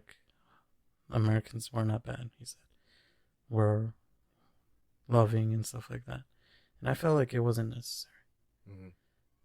It wasn't necessary for him to tell you that. Yeah, because my experiences that I've had have been great here. And I haven't experienced much racism. Even if I've heard it on the TV, when we were on a trip on DC, people were calling in talking about that we were stealing their jobs and stuff like that. I remember that. But okay, he's just expressing his thoughts. I don't agree with that, but I mean, he has the right to have it. And I don't think bad of him, really. I don't even know him. I just heard something he said, and I'm gonna go through with my life. So I felt what he was saying was not necessary.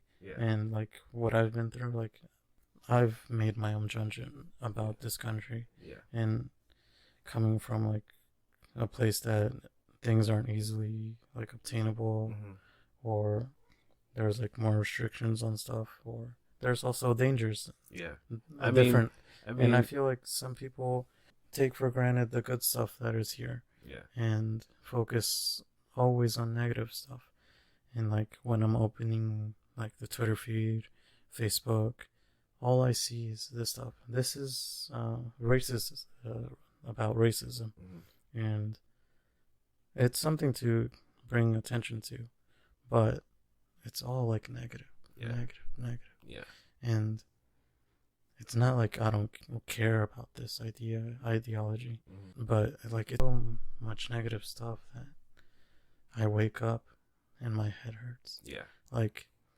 I get back from work, I check Twitter, Facebook, and I see something, and it's just negative. I like to think of the positive. We can change the stuff, but then there's things that are done wrong. And people have their own agenda and stuff like that. This idea of canceling things. Just because you say all lives matter, you're fired. I don't like that. I don't like that at all. And I feel people are wanting freedom for black people, or equality. But I feel they're working backwards and taking freedom out. And I'm not allowed to give an opinion anymore. And I lose my job.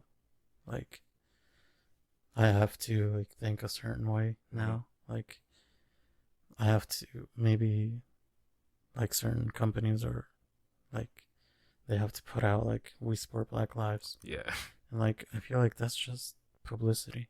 The Cheesecake Factory also put that out in our scheduling system. And way back 4 years ago, I applied. They have a handbook, and it says we don't judge based on or segregate based on race, sex, and stuff like that. That's already been said. Now they have to reaffirm. And I feel that's not necessary. These companies are coming out and saying, we support this. But they've been saying that. They have never supported racism.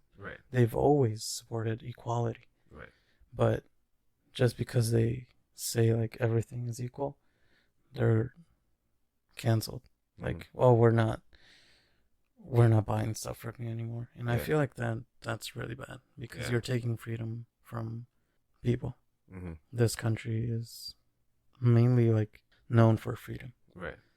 There's countries that aren't allowed to do certain stuff. Women have less rights and stuff like that. Yeah. I feel like this country is probably one of the best with freedom, but I feel like people are always and don't realize the good stuff that is there, and sometimes everything is positive, right? Mm-hmm. But they're like, it seems like there's so many positive stuff. Let me try and find something that's negative. Yeah, and I don't like that attitude. Yeah, really. A lot of I'm starting to think. I'm trying to understand what you're saying. That for the majority of people that are here, they don't they get exposed to a lot of like very negative media, but also they don't go out of their way to find sometimes interesting good stuff that's happening. You know what I mean? And they don't get to see interesting good stuff that's happening often because stuff for some reason I think that media is, and this is probably their way of selling things. They understand like maybe all this positive stuff is not like interesting. People like drama. People like to see. That's like, what people love. They're feeding off what people love to see. You know what I mean? They're like, hey, somebody just cheated on like this is what surprised me sometimes when like I'm watching or like somebody tell me they watch like certain shows. It's just like they watch a show and then like it's like super interesting to them. They're like some celebrity cheated on another celebrity. I'm just like, I don't think that celebrity knows who you are or like gives a crap about like what you're doing with your life right now. But you're like spending so much time knowing like so much about this person who's not putting a lot of positive influence in your life. You know what I mean? Yeah. Yeah. And I feel like that's mainly the media's purpose right now. Mm-hmm. Their purpose is to tell the news. Yeah. Tell how it is. Yeah. Journalists are supposed to be unbiased. Yeah. But I feel like they're biased now. Yeah. They're really biased. And they just feed into what's sort of correct or what people want. Yeah. And it's mostly negative stuff. And you have like the psychology major and they're putting stuff into your mind that's negative. It is. I mean, like when you talk about like you coming home and getting on social media and getting a headache, I mean, I have that experience too. Like getting on, I'm just like, okay, so people are mad, people are still mad. All right, well, I mean, I'm mad too, but like I can't keep like looking at this and then getting me mad because you're mad. So I'm just gonna step away from this. You know what I mean? Yeah. I've been doing that a lot actually. So. Yeah, but hopefully, like everything is set out. Yeah. And there will be change, of course. Yeah. No doubt about it. Yeah. It's just a way of how long that change stays. Yeah. And if it's a good change. Yeah. Because you could do a bad change and make things worse. Mm-hmm. And I want it to be all perfectly fine. Yeah. Because like since I don't like talk to people a lot, but like I see stuff and I want to respond, but if I respond a certain way, like I feel like all those people's friends and stuff are gonna say, "Oh, you support this and this," and like, maybe I don't support this, but I have this idea. Yeah. But you just want me to think your way. Yeah. And I just don't like that. See, I'm very like, open-minded. That's why. Like I think you and I agree on this, but I love Kanye West a lot because he is one of those people that was just like he's gonna do it, and if he wants to do it, he's gonna do it, and like if he feels like this is the way he thinks about doing it, he's gonna do it that way. You know what I mean? And he even when he was like putting on the MAGA hat and having meetings with Trump, like okay, this guy is crazy, but he's either got an agenda or he's just being himself. You know what I mean? Yeah. And I'm not saying I honestly didn't. At first, I was like, why is he doing this? And then I was like, who cares? He can still do whatever he wants to do. You know what I mean? Part of me was like that. And then I was like, well, this is like me respecting Kanye West for being Kanye West because Kanye West is going to do what Kanye West wants to do.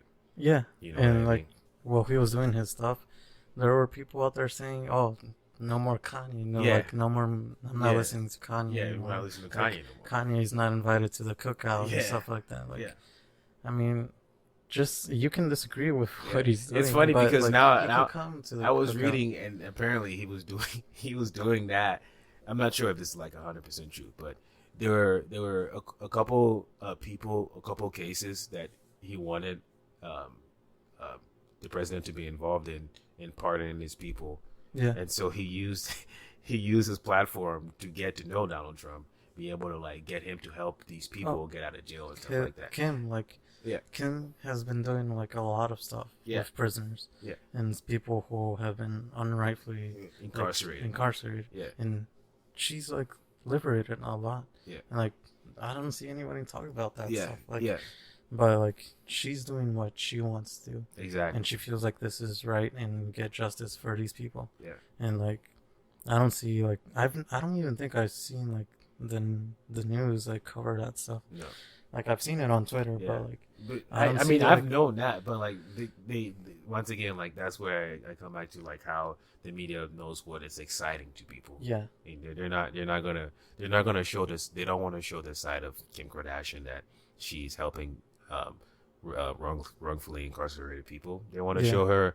They want to show that she's taking selfies and having a celebrity life, you know, and they like completely like put her into like a category of like not like a person that is able to like do something good, right? Yeah. But hopefully everything changes. Yeah. With all the protests and stuff like that, and so much anger and a lot more people involved in getting things done or getting change or hoping for change.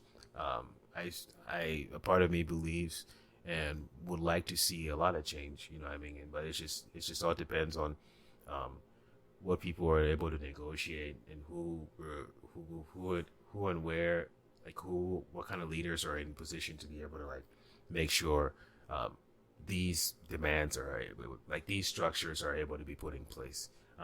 These small things that are like microaggressions or training things that need to happen to make sure people are like aware of their biases, aware of like the way, like aware that aware of other cultures and understand that like their beliefs, some of their beliefs and their beliefs about certain people isn't accurate, and they need to learn what the people actually are, and understand that like maybe not all those like, and honestly not those people are like the same from their culture, and understand that like there could be differences, but you can still live with the fact that like there are differences and similarities. You know what I mean? Yeah. I think people don't. One thing I feel is that like coming from a different country and coming here, I was open to enjoying and learning the experience. You know what I mean? I feel like when Americans go somewhere else, they want to keep their American ways and then just like not fully experience what it's like to live somewhere else. Yeah. You know what I mean? Yeah. Well, yeah. I just want people to have positive attitudes. Yeah. Really. No, I totally like, agree. Like that's something I've been working on too. So. Yeah, and like that, I don't want like black kids to grow up with a mentality that there's always somebody out there to get them, or always trying to cause them to not succeed. Right. I don't like that mentality. Maybe there might be like certain people that you encounter that are doing that, but there's also like so many other people that are going to help you. Right. And you yourself Empowered. get the right resources and you make your own decisions and just move on with life thinking that you can conquer it, that you can rule the world. Because having that mentality that you can do anything will help you a lot as a kid. It does. And if someone is, or your parents are telling you all this bad stuff will happen to you, I don't think that's good parenting. And they shouldn't be doing that. They should always be encouraging and pushing them towards success. Right. Because if you're not to live in doing fear. All this, right. Like there will be fear. Yeah.